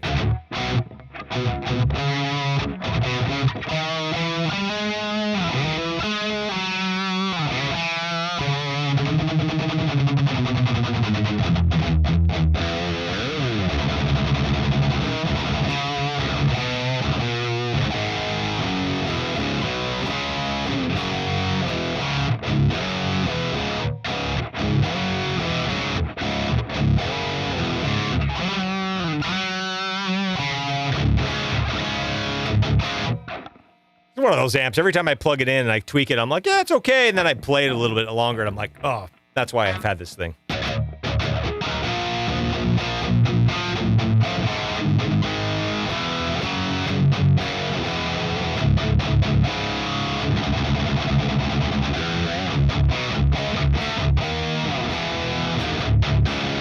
Yeah, it's great.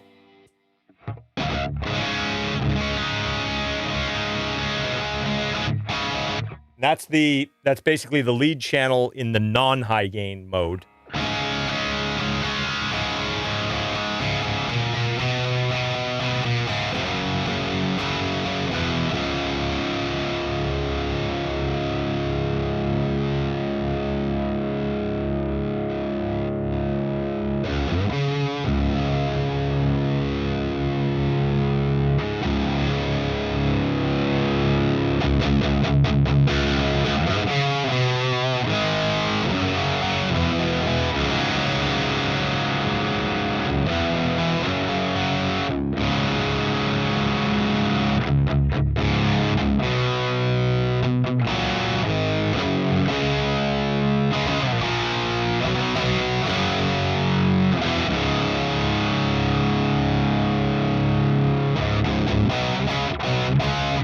Active, the EQ is so active.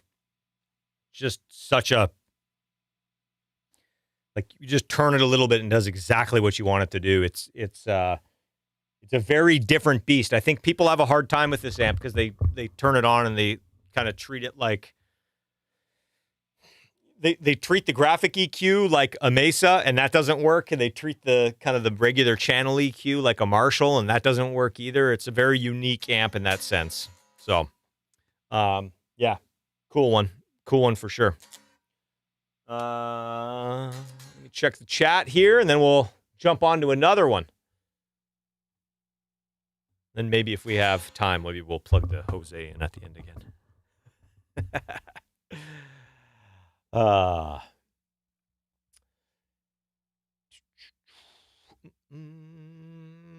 Oh, how's the guys from Hindsight Hero doing? Welcome to the chat. This one's always eluded you. Yeah, it doesn't come as quickly as a lot of the other ones in terms of just like getting that sound. Like, you kind of have to spend some time with it and really find that sweet spot. And like I said, you move the middle or the treble knob just, you know, a quarter of an inch, and it's a different sound. And I think a lot of people don't spend the time really to find that sweet spot. There's so many options. This is definitely like an analysis paralysis amp. It's a great amp. It's got lots of great sounds in them. You just gotta coax them out. So, if you like the VHT Fryette sound, these are good amps. It can get heavy. Sounds heavy on its own, but not really modern high gain. Yeah, it's definitely not it's a very different, I call it percussive. It's a very percussive sound, but it's not, you know, it's percussive and compressed almost at the same time. It's a little weird. It's just, it's kind of a unique beast. So, sounds like a great overdub amp to me. It can be. The only thing that I find, and again, it's like such a fine line with this amp, is like sometimes you get into those higher registers and it's like a really hard, sometimes for me at least, it's hard to find the balance of it's like it's not harsh, but it's still present. The top end can sometimes almost be a little too chimey. I love this. To me, this amp is great for like anything A, D, and G string halfway up the neck. It kind of anywhere that you're living kind of in this area, this is a great amp for. Yeah, Danny, love that top end. It's pretty, but still has some edge. Yeah, and it's a fine line with this thing. It can get so edgy, and then it can also sound kind of like dark and dull. So, yeah, it's cool. Now it sounds a lot like Phil X sound. Yeah, you know what? It's interesting. He, I spent a lot of time in the studio with Phil. Man, we had a lot of late nights at the chop shop together, cutting records. Great player. And yeah, he definitely, we never had this at the chop shop. We had we had a VHT power amp that I used to actually, this is an interesting story. We had a triple rectifier that I used to slave into the VHT power amp. And so I was basically going effect send out of the rectifier into a VHT. What's the big one? Is that the 2150? 21, I can't remember. The big one. It's like 6 rack spaces. And I loved a rectifier with that power amp. It was so good. But yeah, like Phil was always really good when he never used like a ton of gain, but it sounded heavy at the same time, and it was articulate and kind of like everything, not everything, but like a lot of the stuff that we were doing had a jangle to it. Even if it wasn't a jangly part, it almost had this like just intrinsic jangle to it that was really cool. That must kind of be just the way that he plays, because I hear that a lot. So, love that you use the word articulate a lot. Is that a basis for your choices or situational? No. I articulation is kind of like the perfect. It's kind of like the perfect description of a lot of like sounds that I hear in my head. Like, I think sometimes when people say cleaner, what they want, what they're really meaning is more articulate. They just want to be able to hear. They want to be able to hear the edges of the note, or the edges of the chord, or the edges of the sound. You picture a drawing that was drawn with a sharp pencil, right? And there's lots of stuff going on, and everything's very sharp, and then you smudge it. Some people love the smudge, and some people don't. And so, like, the articulation for me is like the unsmudged. And sometimes smudging it is great. Like, that's, like I said, like with the Diezel, like the Diezel almost, I think the reason why it's so great is it's kind of like both. Like you can hear everything, but it's got a smoothness and a tightness to it. This is a different beast for sure. Different beast. But yeah. Okay. Let's hit the next one. I think let's you know what? Let's actually go to the Mesa. I feel like that's, I don't want to say the opposite of this one, but it's definitely a different flavor.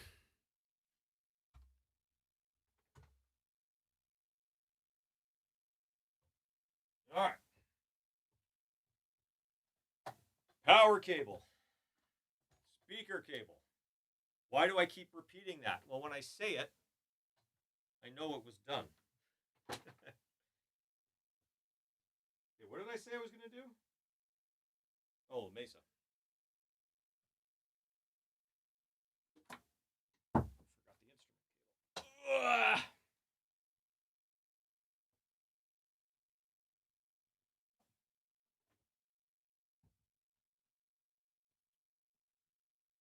What are we doing on time? Oh, 7 o'clock. We better rock.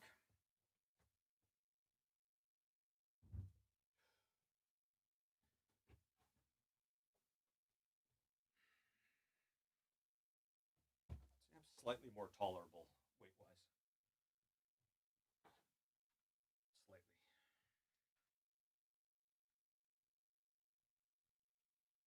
Okay. 8-ohm speaker. Another amp with a lot of stuff in the back, which I don't love. This was on. Always make sure it's off. That's another good thing. Well, that's why we plug the speaker cable in before the power cable. All right. Okay.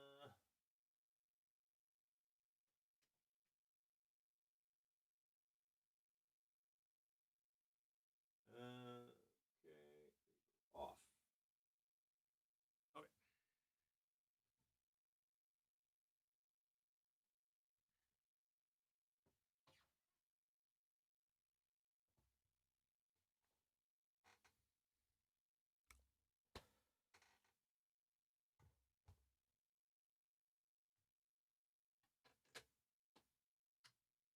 power. Turn all the volumes down.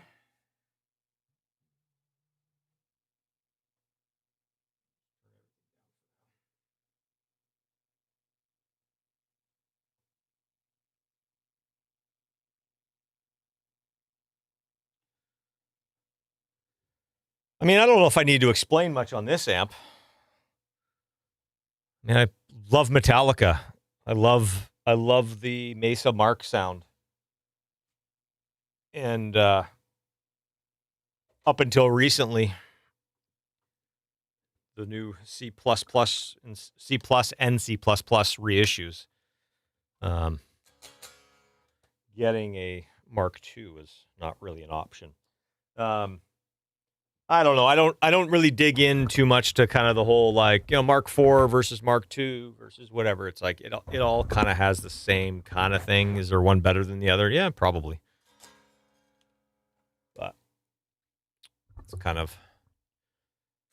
I'm gonna plug my headphones back in.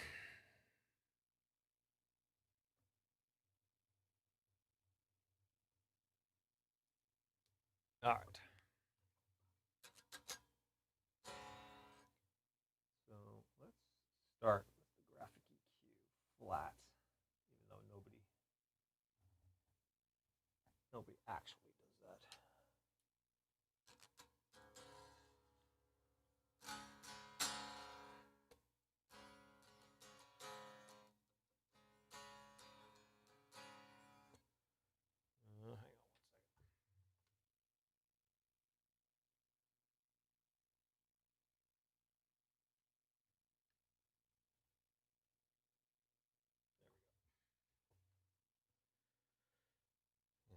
That's the other thing is you gotta.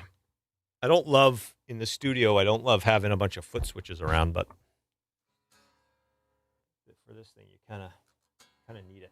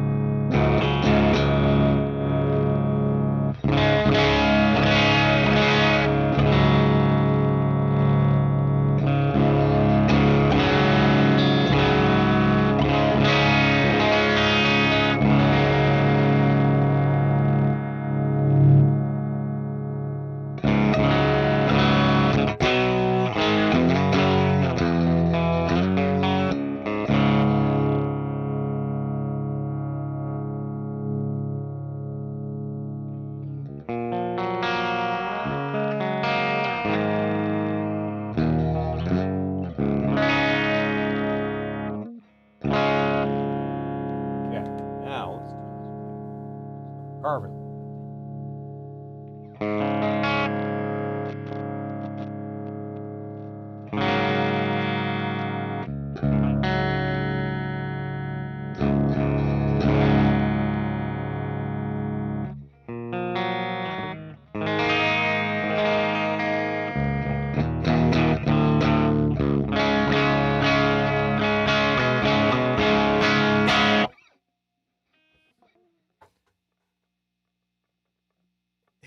This is one of those amps, every time I plug it in, I'm like, I'm going to find a sound other than the thing that it's really fucking good at to see if I can, like, you know, and I'm like, this happens. I'm like, it's okay. It's like, whatever.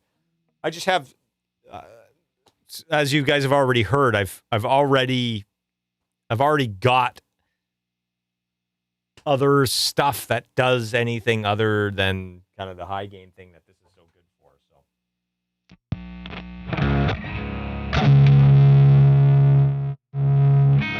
let's go for the gusto, right? Shouldn't we?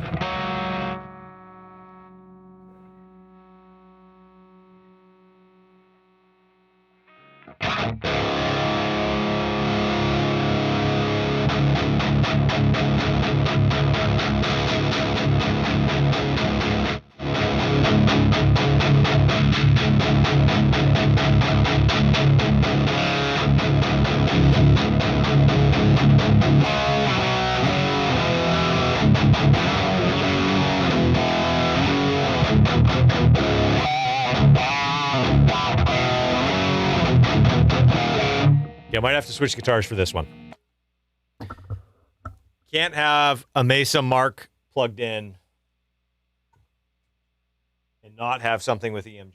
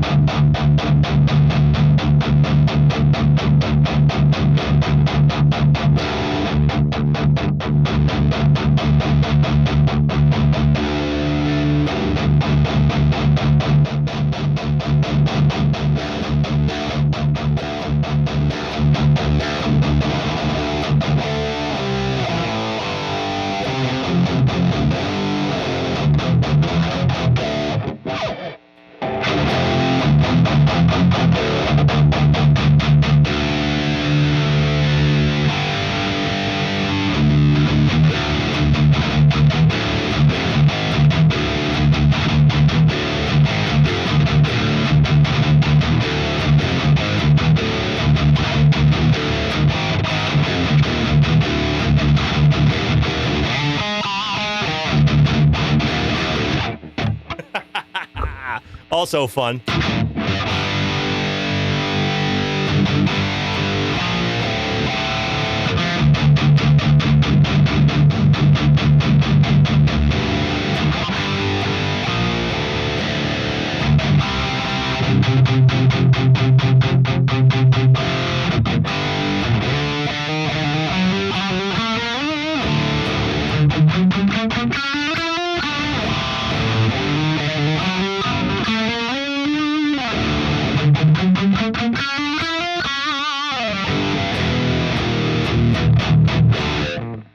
So good. I mean, it's Metallica, right?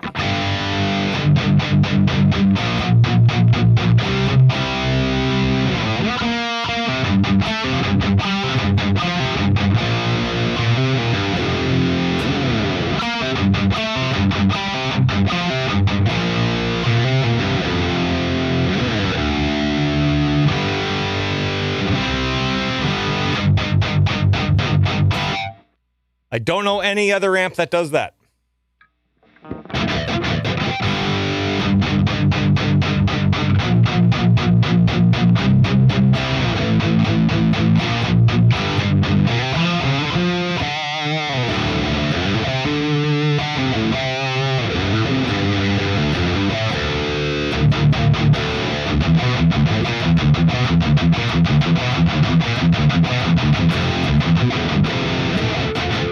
So good.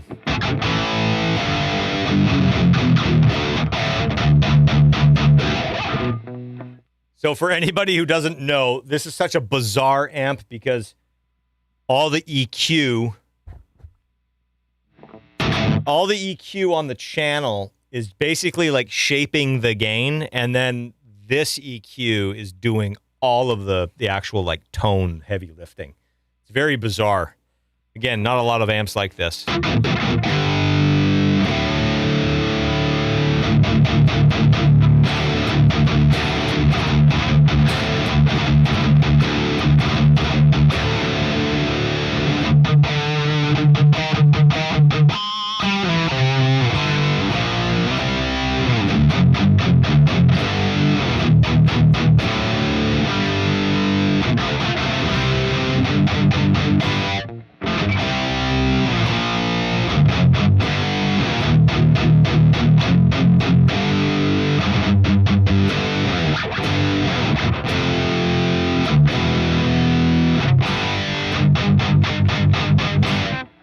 Just got that tone, that character of just the Mark series amps with that graphic EQ and the gain structure the way it is.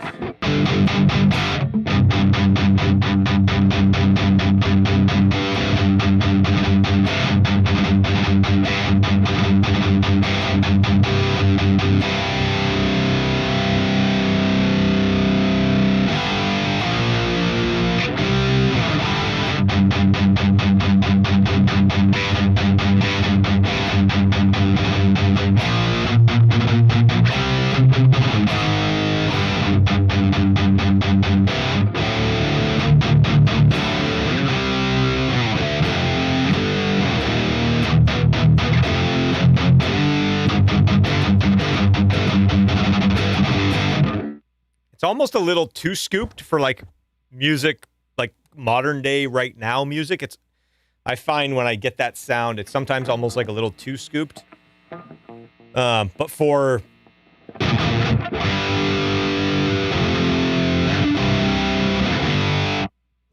it's almost like, I'm trying to think of how I would describe it. Like if there was a song that, like, if it wasn't a rock song, like you would almost have like a synthesizer just doing big chords. Like this is almost like that to me. It's just so compressed and so sizzly, but not in a pokey way. It's just like this. It's almost like a synthesizer. It's like a zzz across the top that just never stops.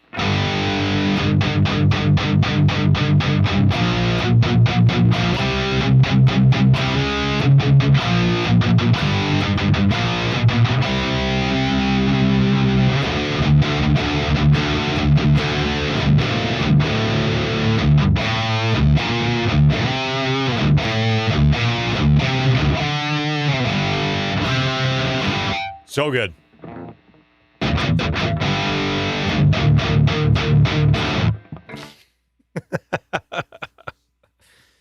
Oh my goodness. See, now you guys know why I can't play anything other than like just this meathead stuff that I've been playing for the last 2.5 hours.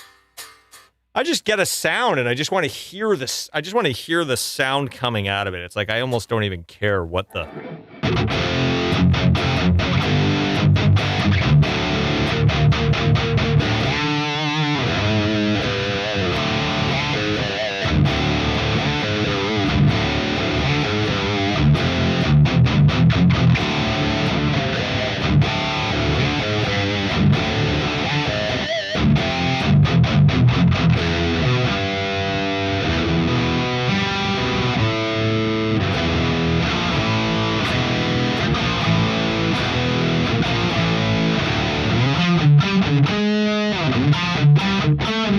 What is that part?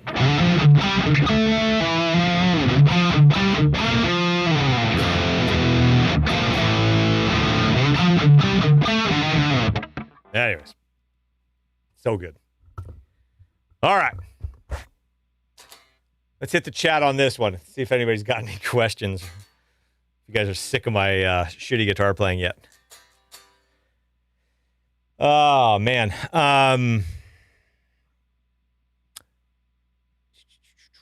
Those in between the amp breaks are great for bathroom. Grab something to eat. Yeah, I need to eat after this. I never eat before. I always got to eat after. Eating puts me to sleep. I don't want to do that. There's a guy selling a super clean rack mount Mark for $1,200. Oh man, he didn't know what he had. Yeah.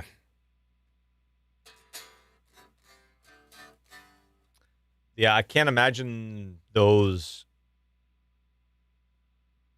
Yeah, I can't imagine those are that popular. I'm trying to think of the last time I saw a rack mount Mark IV. It's great.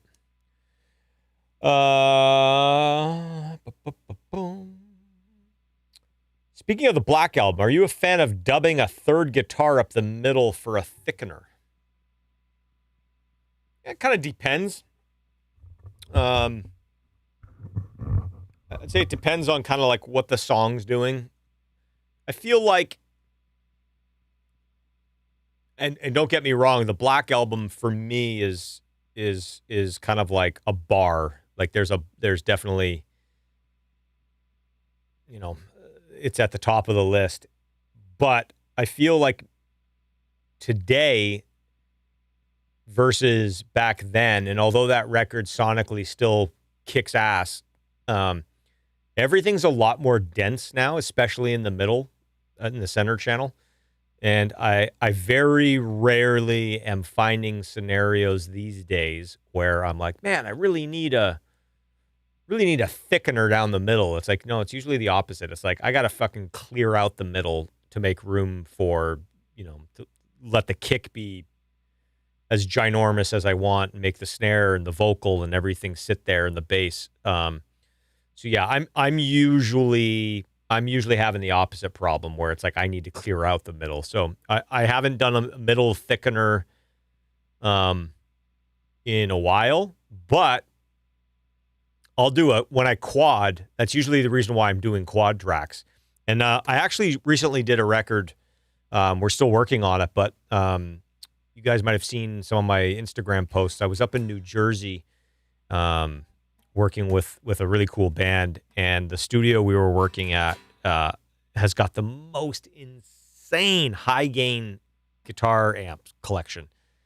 And Chester, the guitar player and singer, and it's his studio. We went through everything, and we ended up using. He's got a Mark II-C plus, like a real one, and we ended up using that as our triple and quad. It was like I said, it's almost like a synth. It's almost like a synthesizer.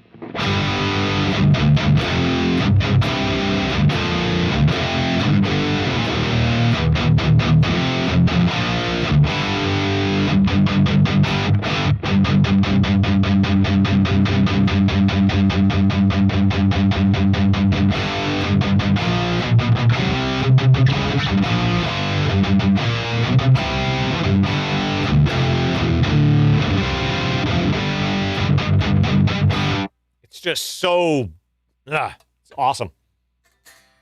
Okay, let's hit the next one. Feel like I kind of blew my load on the high gains. We're getting into like the lighter end of the territory here. I know. All of my favorite, like not all my favorite amps, some of my favorite amps aren't that high gain, and I feel like we're gonna get to them and be like, oh, this is boring.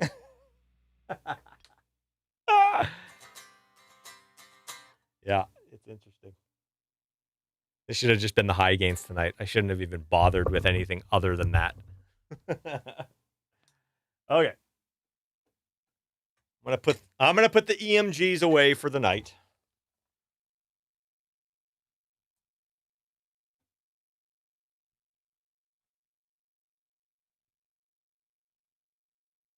I'll switch this.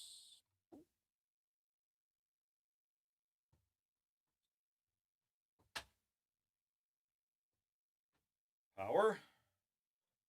Speaker cable.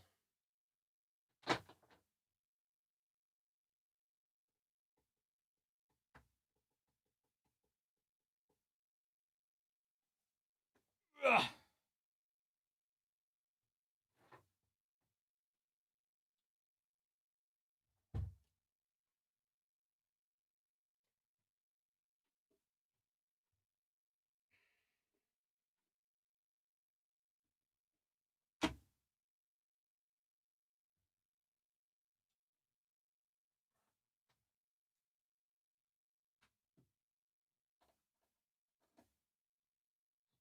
cable. Power. 8 ohms.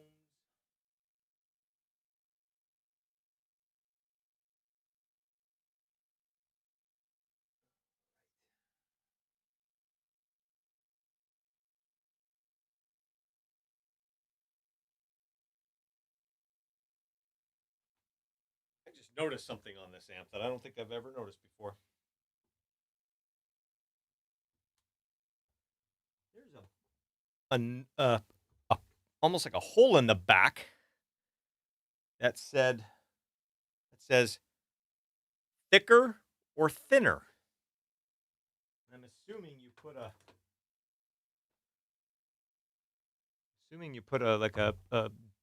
screwdriver in there and you can tweak it, but I don't know if I ever noticed that before. Well, let's see if this amp needs to be thinner or thicker.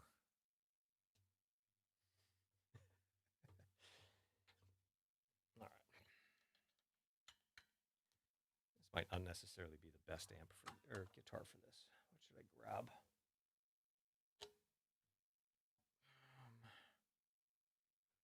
Before I get comfy, I'm going to grab a different guitar.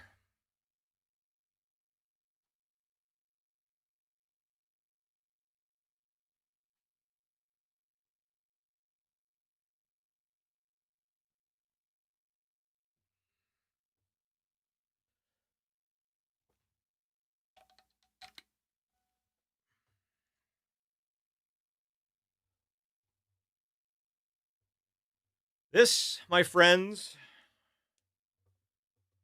is, like I said, this is a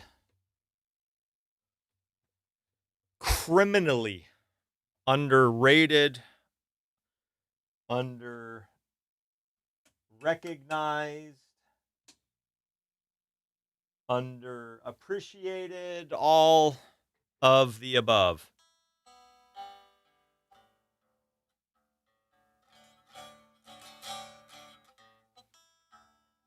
While it's warming up,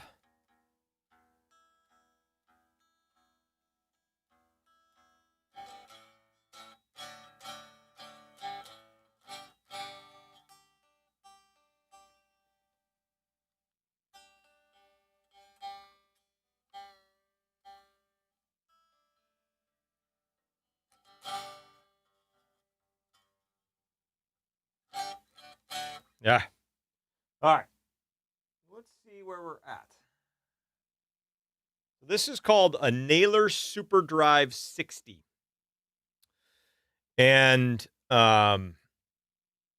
if you guys saw the Tone Talk that Dave Friedman, his show that he does with where he interviews guests, I think the show last week he had Billy Howerdale on from A Perfect Circle.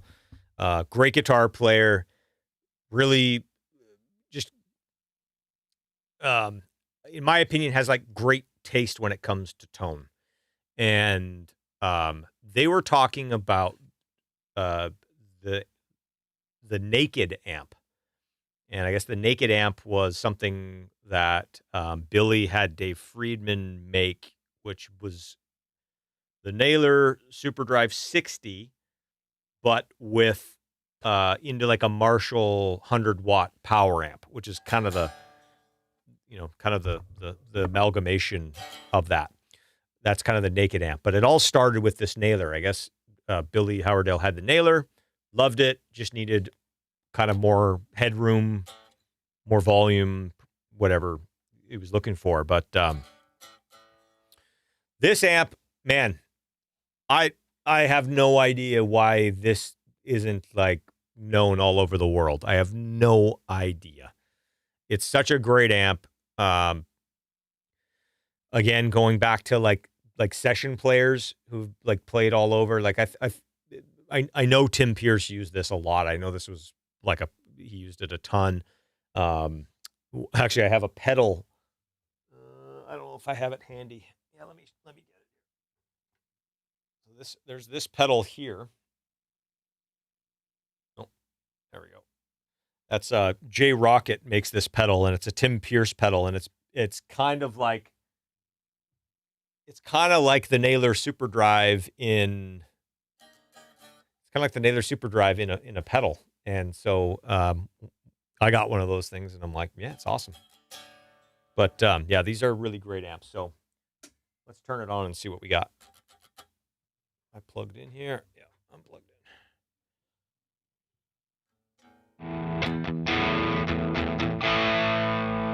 And this is definitely lower gain. Much lower gain, but it's a great rock amp.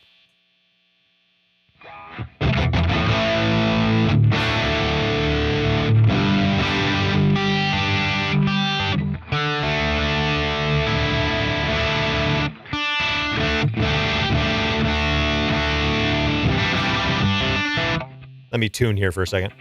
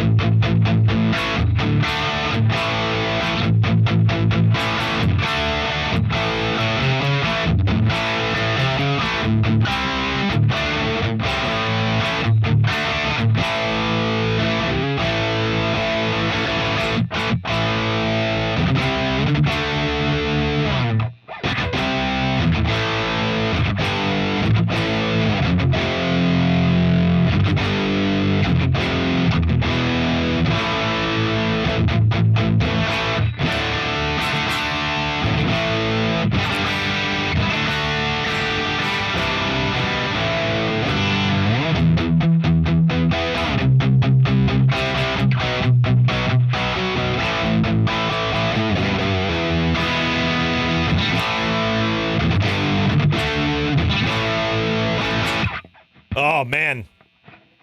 So good. I used to always say that this is what I kind of always, like, I love Marshalls, don't get me wrong. But I would say more often than not, when I would plug into a Marshall, or if I was working with somebody who had a Marshall, this is always what I wanted Marshalls to sound like. You know, like, it's, yeah, it's crazy. It's crazy that this just...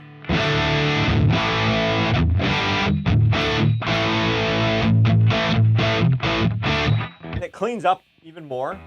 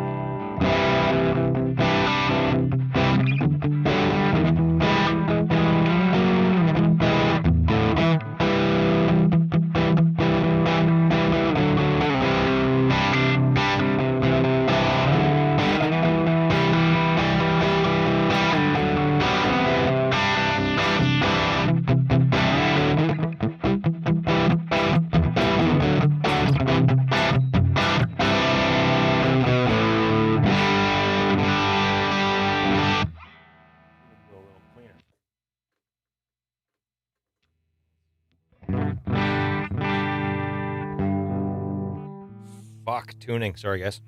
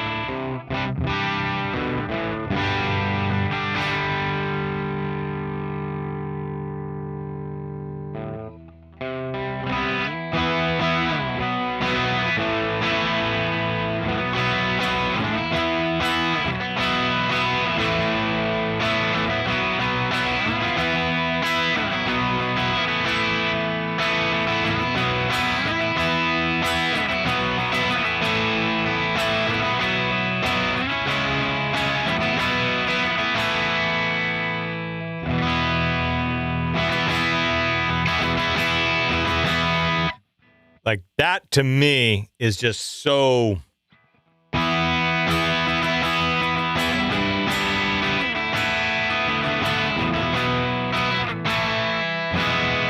just such a balanced kind of jangly. It's just so good.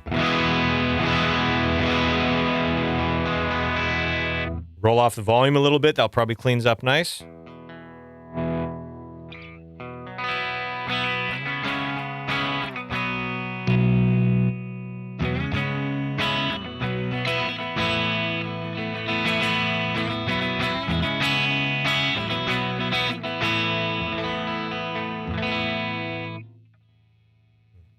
To this.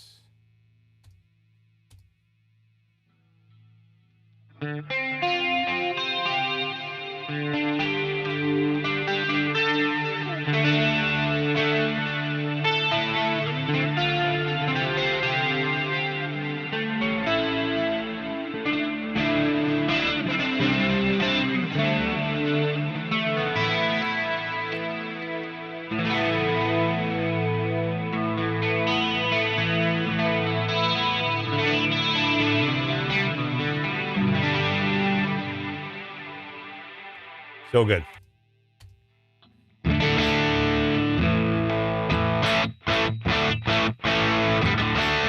it kind of has like the mid-range kind of like chunk of a Marshall, but without any sort of the harshness. It's a little bit of a dark amp. Like I've got everything kind of like the bite switch, the treble, the mids up, the presence is up. It's a little bit of a dark amp, but even with all that stuff cranked up, it's not... it's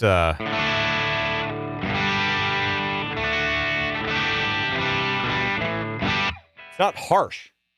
Yeah, it's cool. This takes pedals really well as well, so...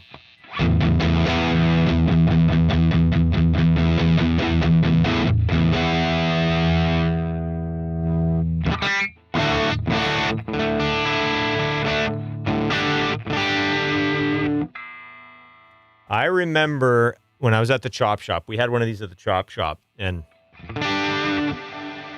I can't remember who it was, but I remember exactly what it was now that I remember. We had one of these at the chop shop, and we had an old 60s Gretsch Duo Jet. And man, like I would just sit there and play AC/DC all day long, and it was just perfect. So perfect. I should get a...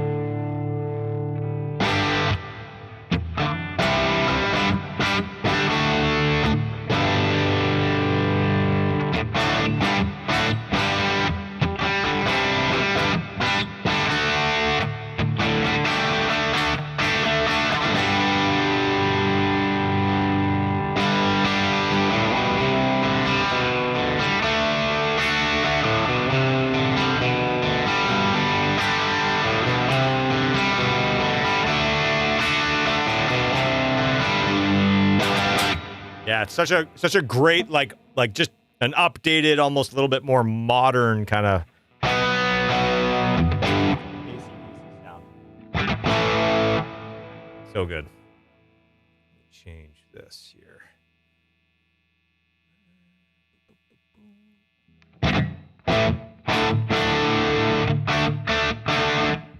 Let's crank it up a little bit and see what happens. Time the game.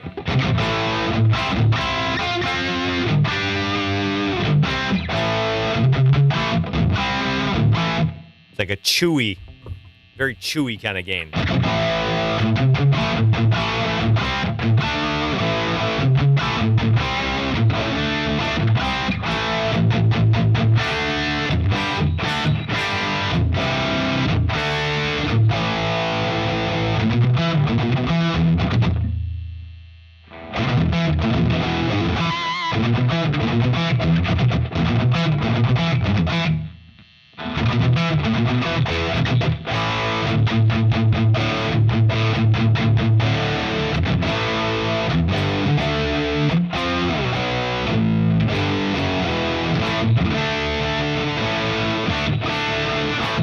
Ah, love it.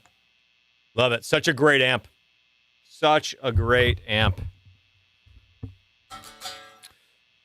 I'm seeing a couple questions pop up here in the chat. Let's go have a look.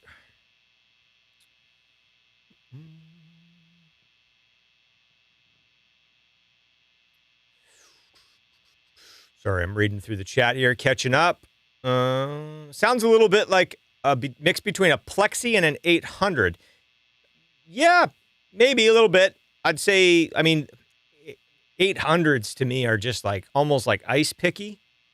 Again, this is kind of what I was saying earlier. I mean, if I could take an 800 and make it exactly what I want, it would probably end up something like this.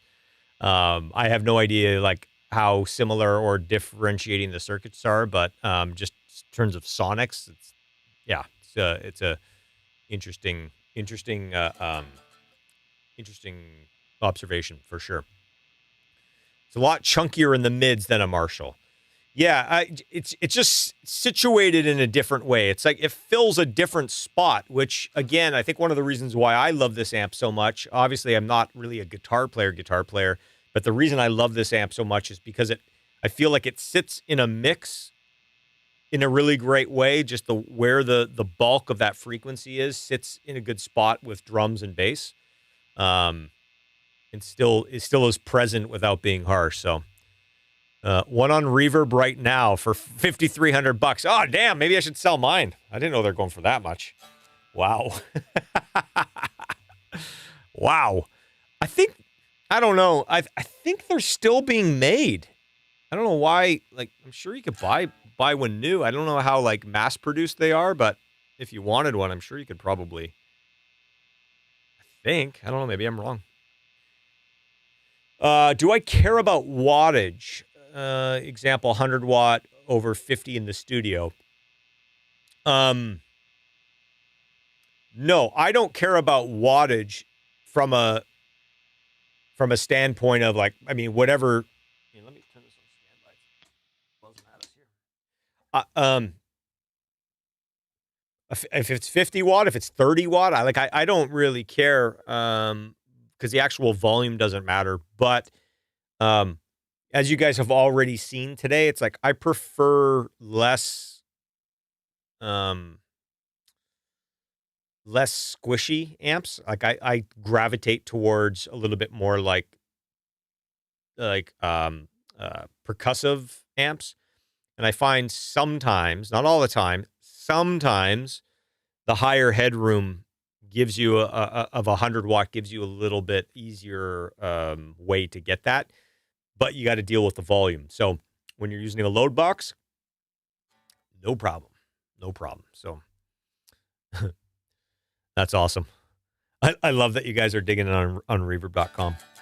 I love when I watch, like there's some of those guitar pedal YouTube channels, and they'll show a guitar pedal that nobody's ever heard of, and then all of a sudden the price like doubles overnight. I love those. I'm like, did I just raise the price of the Naylor? I hope so. I'm kidding. Okay. What do we got?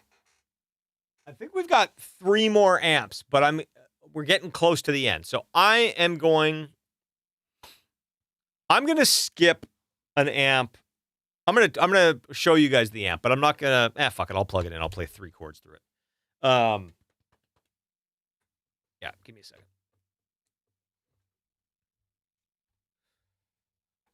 Okay, we'll blast through these last ones.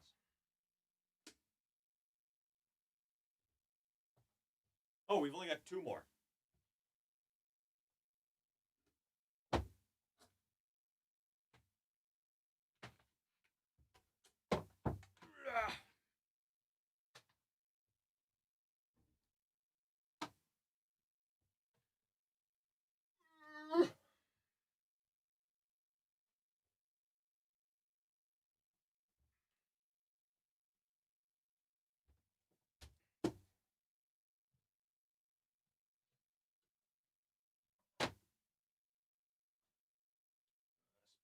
Cable first.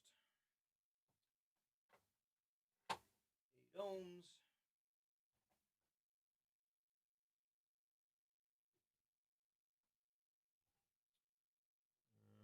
All right.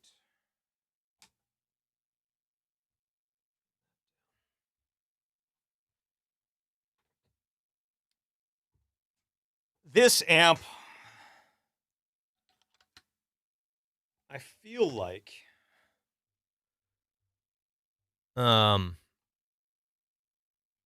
I feel like this is like when I lived in LA, you definitely saw these, but you know, they weren't so popular. I feel like everybody in Nashville has one of these. I feel like the guy working at the car wash has one of these. They're everywhere. But it's still a great sounding amp. Very versatile. I love pedals through this thing. You know, I'll put a bunch of overdrive pedals in front of it. So let's. Oh, for those of you who didn't know, this is a Matchless. So interesting story about this amp. This is a DC30, and the DC is a combo. It's a 212 combo. And you're like, no, Chris, it's not a 212 combo. It's a head. I'm staring at it. I have a DC30, and I pulled the guts out, and Matchless makes a head that you can put the guts into, so that way I can have the cabinet in another room, which is awesome. So I'm glad they did that, and I just recently had that done, so now I can have this here and a cabinet in the other room, and it's rocking. Okay. Cabinet in operation. Let's see what we have. I got to plug in my headphones. I almost forgot about that.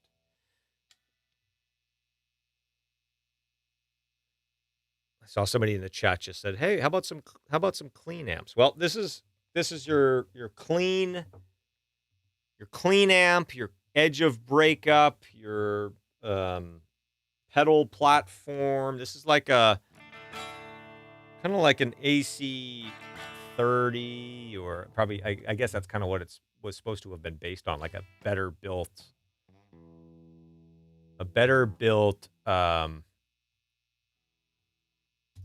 AC 30.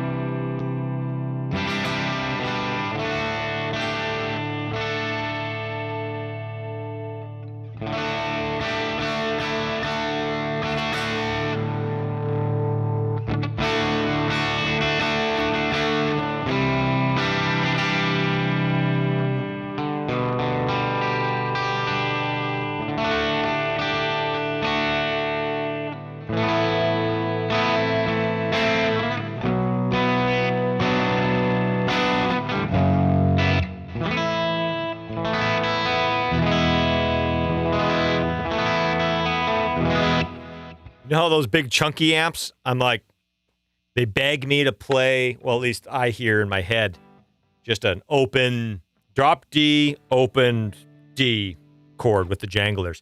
This amp for me is just all about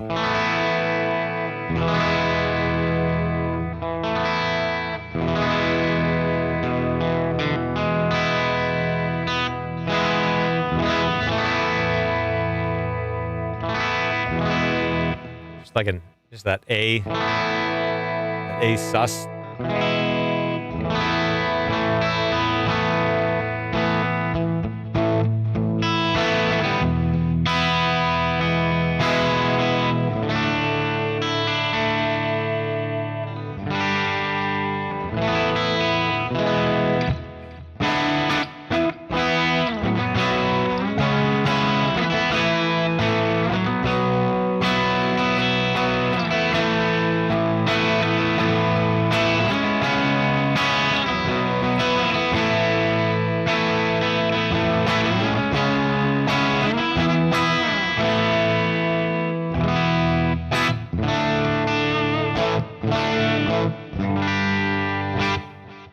It's the perfect. There's a, like I said, everybody in Nashville has one of these.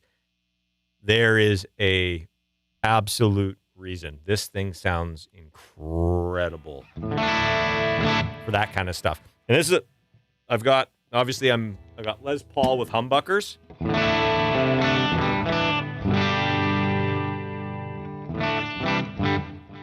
This guitar with like a Gretsch, or sorry, this amp with like a Gretsch, or I've got a 335. Like that's through this thing sounds so good.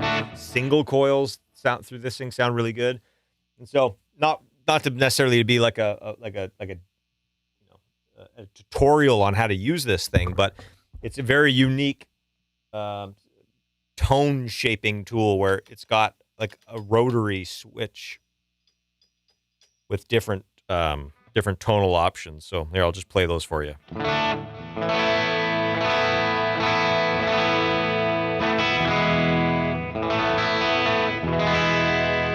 That's all the way down.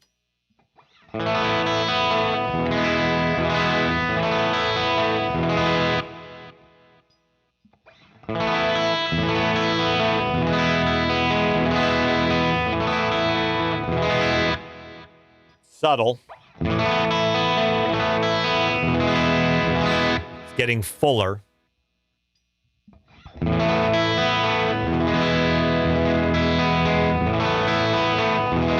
So here's a good example. So you go all the way, and this is like full range here.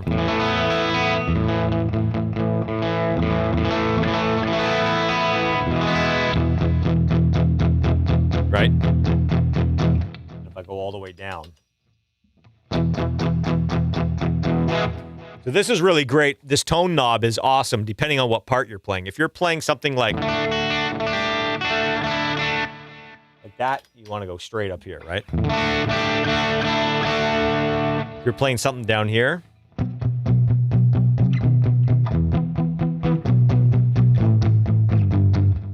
you just do one of those.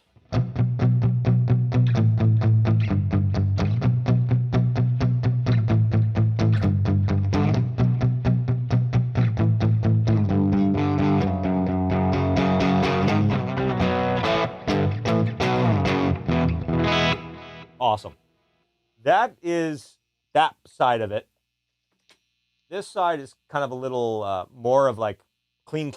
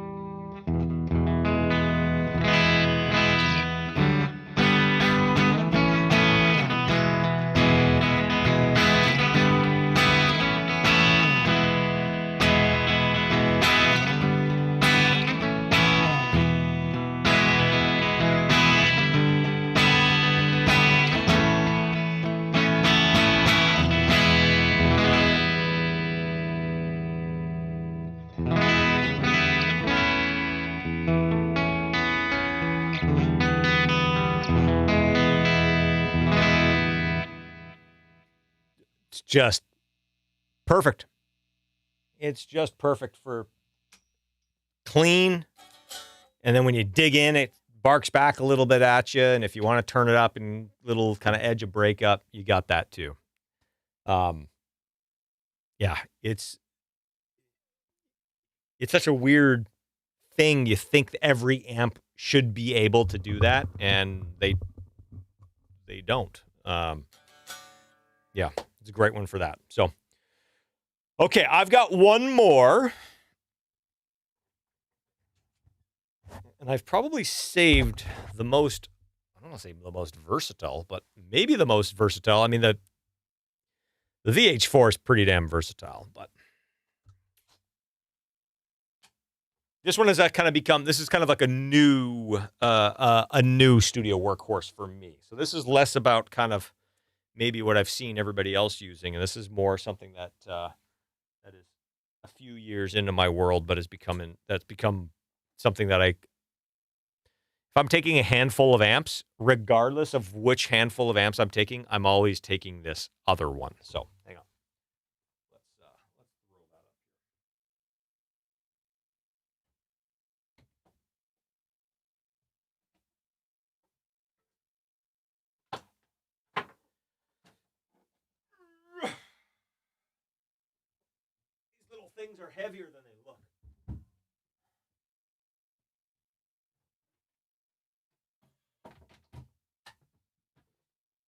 Son of a gun.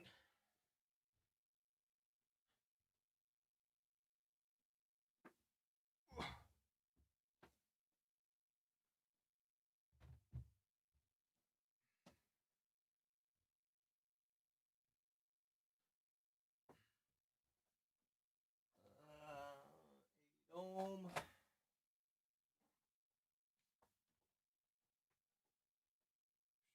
Power's off.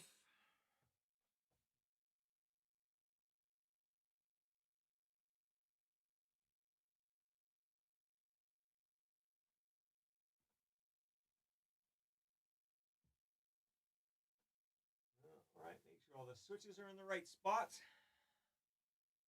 Okay.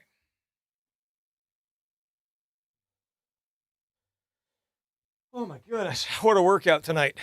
I'm going to hit the chat really quickly. Oh, this thing's warming up.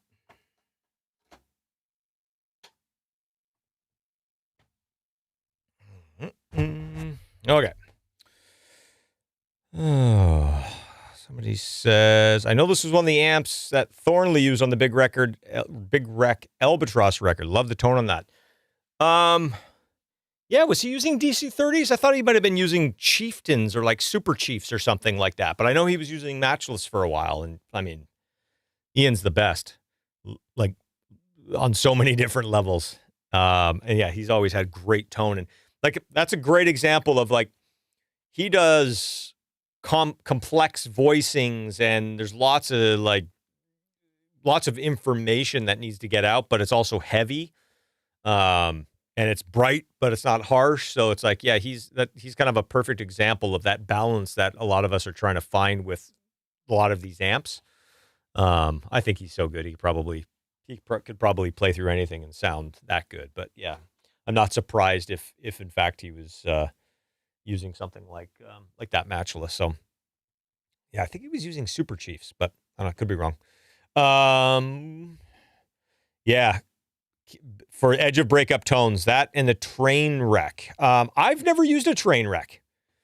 I was watching a video the other day with Robert Baker, and he mentioned one of his favorite amps for that is, I guess it's the Z Wreck, and I think that was like a Dr. Z train wreck kind of thing. I'd love to play one of those, but yeah, I don't know. I mean, not to be closed-minded, I just don't know what else I would want from the DC30. Like, what if there was something like, what's the next level of that? I don't know what it would be, because I'm just not sure what is missing from it. I don't know. Maybe I don't know, because like I said, I can get whatever else I need from it with pedals. I was about to say maybe there's a little bit more kind of tonal and gain staging options, but like that's kind of where you have fun with pedals. So, What do I like for cleans? Fender or Vox? I mean, they're both great. I tend, like, the DC30 is kind of Voxy. I tend to gravitate more towards that. But I mean, Fenders are classic for a reason. They're awesome. So that's not an accident. I do have my eye on eventually getting a Bandmaster head. I've always loved the Bandmasters. And so eventually I probably will get one of those. But again, you know, it's slightly different flavor over something like the DC30. All right. Do the Nickelback guys still prefer the sound of rectifiers or the VH4? I would say as a whole, the rectifier is kind of more their thing. But I use the VH4, my CB4 plugin as kind of a different flavor when we're recording, just so, like, when you want two parts to not occupy the same frequency. So yeah, the rectifier is still more their main tone, and then other stuff as blenders or just as some sort of a little bit of contrast. But yeah, I got to play at Trainwreck Liverpool, and I wanted to steal it on the spot. More of a hot rodded version of a DC30 or AC30. Oh, interesting. Very interesting. Very interesting. All right, and Kyle, how's it going, buddy? You need a Rev badly. Okay. I could probably help you with that. Let's look at this beautiful amp. These guys are from, the Rev amps are from my motherland of Canada. And so I like it when I can be proud of my fellow Canadians making awesome stuff. Okay.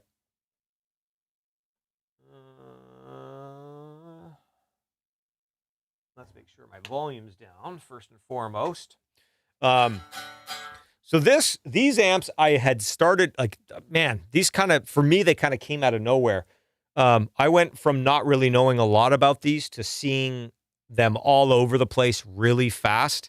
And just about everybody who, anytime I saw somebody with them, whether it be at a show or in the studio, they all said the same thing. They're like, "Oh, dude, this could be like the modern classic 3-channel amp that just kind of can do everything." I know a lot of guys were touring with them. Rev's an awesome company. I know this is going to sound like a Rev infomercial, but I love the guys over there. Derek at Rev is incredible. Head over to his YouTube channel, and they've got so many great YouTube videos. But yeah, I've fallen in love with this amp, and like I said, this has kind of become a little bit of a workhorse for me. This is one of those amps where it fills in all of the spaces in between everything else that we've looked at tonight. So if I need something super clean, this can do it. If I need something even gainier than, let's say, like the Diezel or the VHT, I've got that. If I want just an alternate flavor of kind of like the mid gain or like the high gain, but not super saturated stuff, I've got that too. So this is filled in kind of all those gaps. And it's also really great if I've got a big tracking session where I'm mixing amps, so I'm splitting off to like 3 or 4 amps, and then I'm blending. This is great because if I want something to blend with the VH4 and I want something kind of similar, I can get something similar to blend with it, but filling in something else, you know. Same with the you know, if I'm using a Marshall or something like that. This is just a really great, I hate saying all purpose because then everybody's like, oh, well, it can't do anything that good. It just does everything okay. And that's not the case. So anyways, I'm going to shut up and I'll just play this thing, and that way you guys can hear it. Okay. I got to plug my headphones in again. Okay. Ugh. There we go.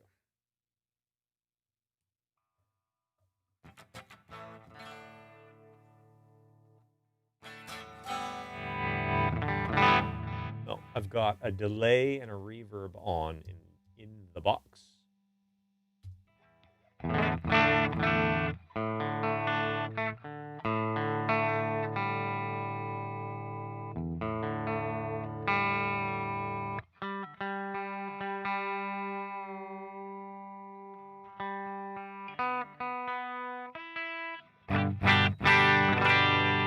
There we go.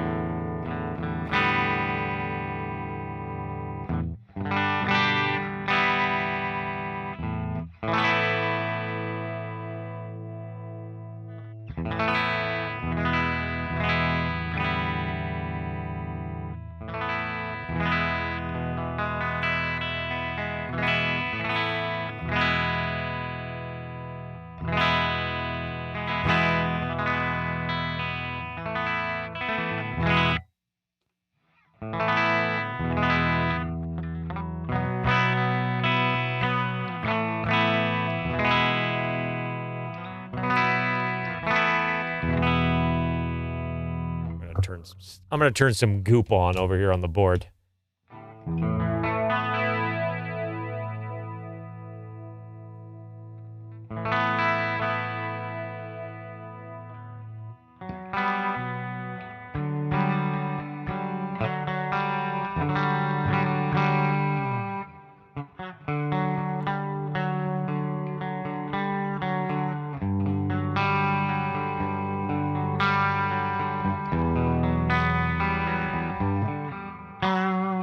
I suck, but hey, sounds good.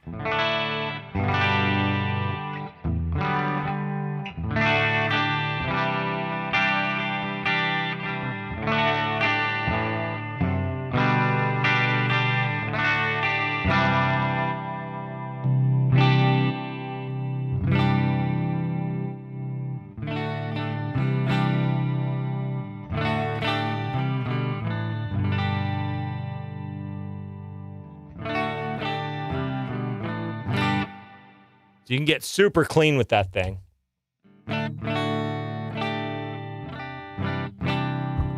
Like almost DI clean.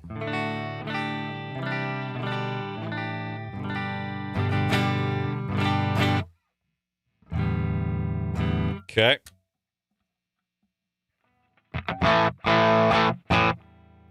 I haven't changed anything on the amp, and I just turned everything kind of on stun on the guitar and like...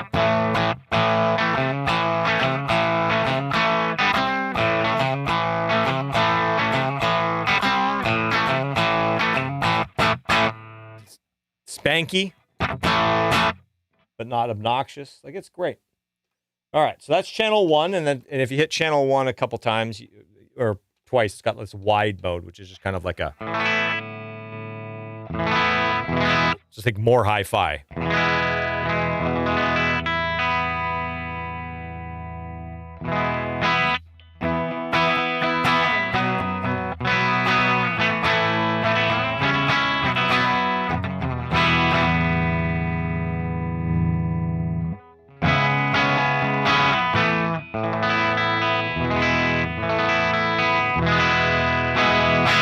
I mean, we just came from a Matchless DC30, and this still sounds pretty good.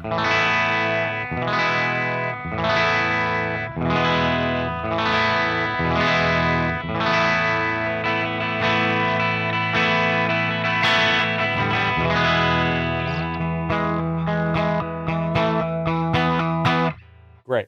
Okay, let's go to channel 2. I just realized I said this was a 3-channel amp. This is a 4-channel amp. And when I say 4 channels, it's actually like 8 channels, because each channel's got like a different mode. I'm an idiot.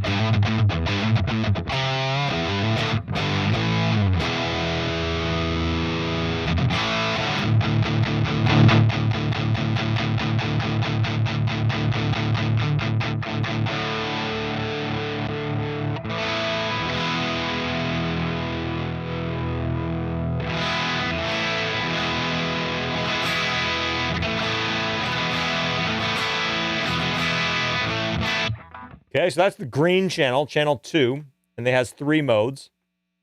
So it's got just the regular one, and then it has the blue drive and the red drive. I'd say I'd probably live the least on the green channel, but it's interesting because I heard somebody recently saying that this is their favorite channel. So it's like, that's kind of just a testament to how much awesomeness this amp has. It's like when one channel is somebody's like, yeah, whatever, and it's the other somebody else's like favorite channel. This is my favorite channel on this amp. I think it looks blue in the camera, but that's purple. This is channel 3.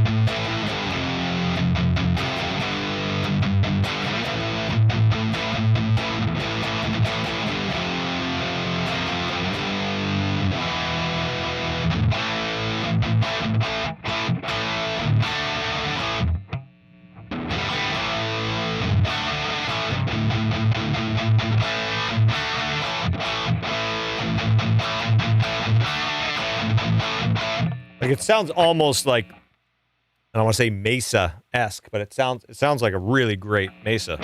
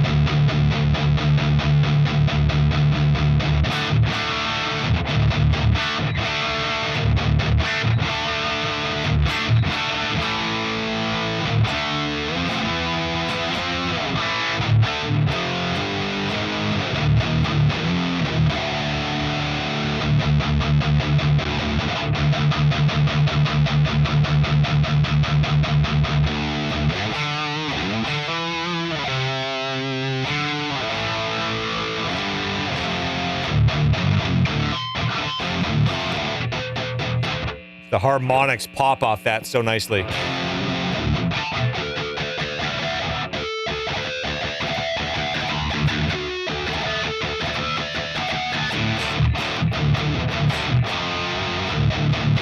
Fucking love it. That's got 3 channels as well. So it's like, or 3 gain stages. So for every button press, you get a gain stage. You've also got bright, cut, and a fat button.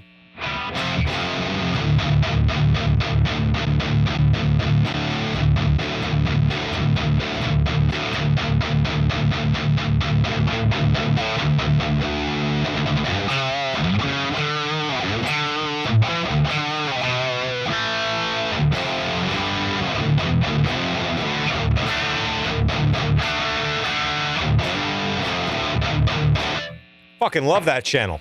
So good. All right, and then here's the red.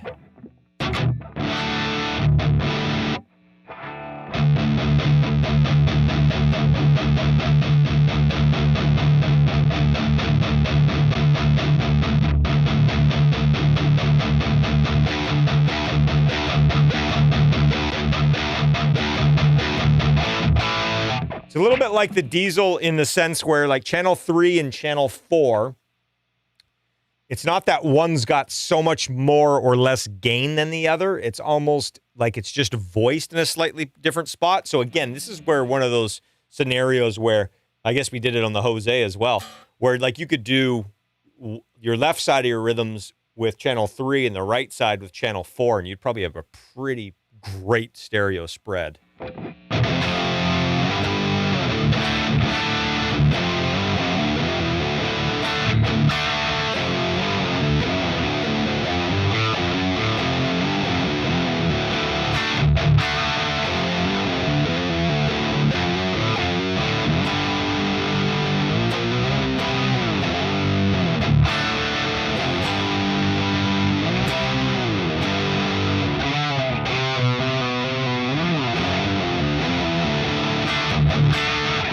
Fucking, that's kind of throaty as well. Like, I mean, it's not, I wouldn't consider that Marshall-esque, but it's definitely throaty.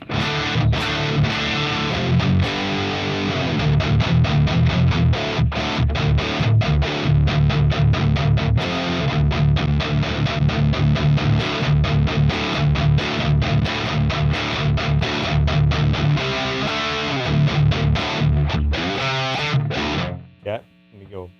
Extra level of aggression.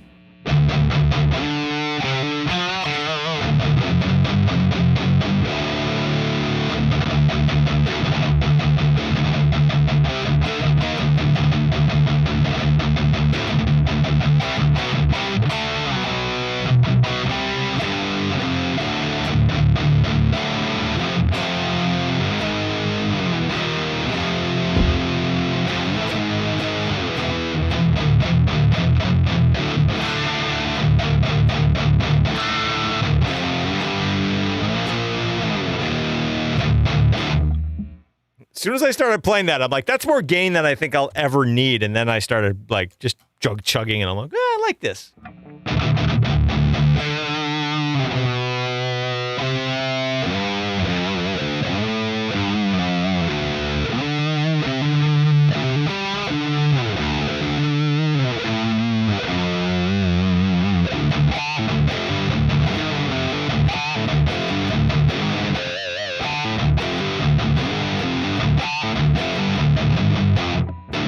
So good. Okay. And that's the Rev. Very, very, very versatile. Lots of different things on it. The other thing that's really cool about this is it has like a load box built onto the back of it. So you can, if you're playing live and you just want to go straight to front of house with a cabinet sim on it. And I think you can load your own IRs, and yeah, I think it's the torpedo technology all built in. So it's pretty fucking crazy. This, like I said, it's I feel like it holds its own with a lot of what we've kind of gone through tonight, and you know, we've gone through some of the goats for sure. So all right, holy shit, we are 3 hours and 15 minutes into this bad boy. Okay, I'm gonna put this guitar down. Turn this off. Stand by. Oh, by the way, this is the 10th anniversary model. And the reason why I tell you that is because I had somebody recently get one, and they didn't get the 10th anniversary model. It was another model. It sounded incredible, but I guess the Generator 120s have a couple different versions. They all sound great, but they're just voiced a little bit differently. So if you're looking into getting one, make sure you pay attention to which version you're getting. Not saying one's better than the other, but just so you know that like they are different. All right. Back to the chat. Thanks for the hard work on the VH4 plugin. I bought it a few months ago, and it's so good. Awesome. Thank you very much for purchasing that. I'm glad you like it. Yeah, we worked very, very hard on that. And, I mean, I've said it before. I kind of selfishly just wanted that so that I had a VH4 without having to break my back, or when I was traveling, and, you know, when this thing's in storage and stuff like that. So yeah, it's pretty awesome. Nickelback and Rectos. What were the speakers? Yeah, mainly like Recto cabs with vintage 30s. So 2-channel or 3-channel version with or without boost. No pedals in front. I can't remember which ones we were using, but yeah, I'm not sure. I'm not sure which model I was using. I'm trying to remember. They've got so many of them, because every time they would go touring, they would buy like another batch of them. They've got them everywhere. It's hilarious. That's legit. What mic and speakers here? Mic pre. Okay, so for those of you who kind of came in after the fact, I'm going from the amp heads out into the Fractal X load speaker simulator, not simulator, like it's a load box. And then I'm going into the Axe Effects, and I'm using everything that you've been hearing tonight is the Dynacab Marshall 1960 TV. I can't remember what's in the TV. I don't know if that's the Ditch 30s. Not sure. But that's kind of the Dynacab, the Marshall Dynacab that I use in the Axe Effects all the time. Yeah, I really like it. The Rev sounds like a VH4 and Mesa dual rectifier blend. Yeah, you know what? It kind of does. It kind of does. I feel like it's a little like fizzier and a little like kind of that top end fizzier than a VH4, but still kind of like guttural like a Recto. Yeah, like I said, it kind of fills in a lot of those spaces between so many of the other amps. So thanks for hanging in there. I know it's late in Poland. It's early in the morning, but it's the middle of the night. So thanks for hanging in there with us. I appreciate it. And France, man, I love how like worldwide this has gotten. I really dig that. That makes me happy. Dan, man, you're still here. I love it. Rev sounds amazing. Is there anything Canadians can't do? Oh man, that's funny. That is funny. Well, I don't know of any other. Well, I guess Wizard. I think Wizard's from Canada. I was about to say I don't know of any like other big amp companies other than Rev, but Wizard. I don't know if they're a big company, but yeah. So okay, as a Mesa guy, I weirdly liked the tri-axis recording output on channel 3. I know a ton of people use the recording outputs on the Mesas. Like before, we had all of this stuff to simulate a mic'd cabinet. I know a ton of people who use those recording outs on the Mesa stuff. Yeah. I mean, you got to play around with it a little bit. You got to do some filtering and stuff like that. But Kyle mentioned Wizard, my favorite amps of all time. Which model do you love, Kyle? I want to know. I played with one at that studio that I was telling you guys about up in New Jersey. I think he had 2 Wizards, and they both sounded really good. One of them, I think, almost like was definitely in kind of contention as the main rhythm sound. But whenever I look at Wizard's website, I'm like, oh, which one of these should I try? I'm like, I kind of get like a little overwhelmed because I feel like they're all kind of the different but kind of the same. So I don't know. Maybe at some point I gotta dig in on those. Modern Classic. That's exactly what we were using up in New Jersey at Chester's place. Yeah, that was great. And I absolutely will borrow it sometime. Well, you can come borrow the Rev, and I'll borrow your Modern Classic. How about that? That's a good trade. Oh my goodness. All right. I'm gonna wrap this up.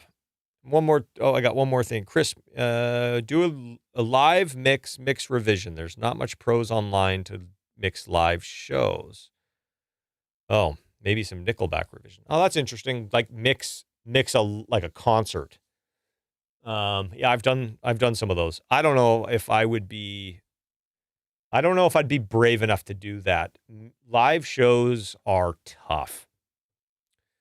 Live shows are tough, and I'm very like, whenever I'm mixing live stuff, I'm always like, it just sound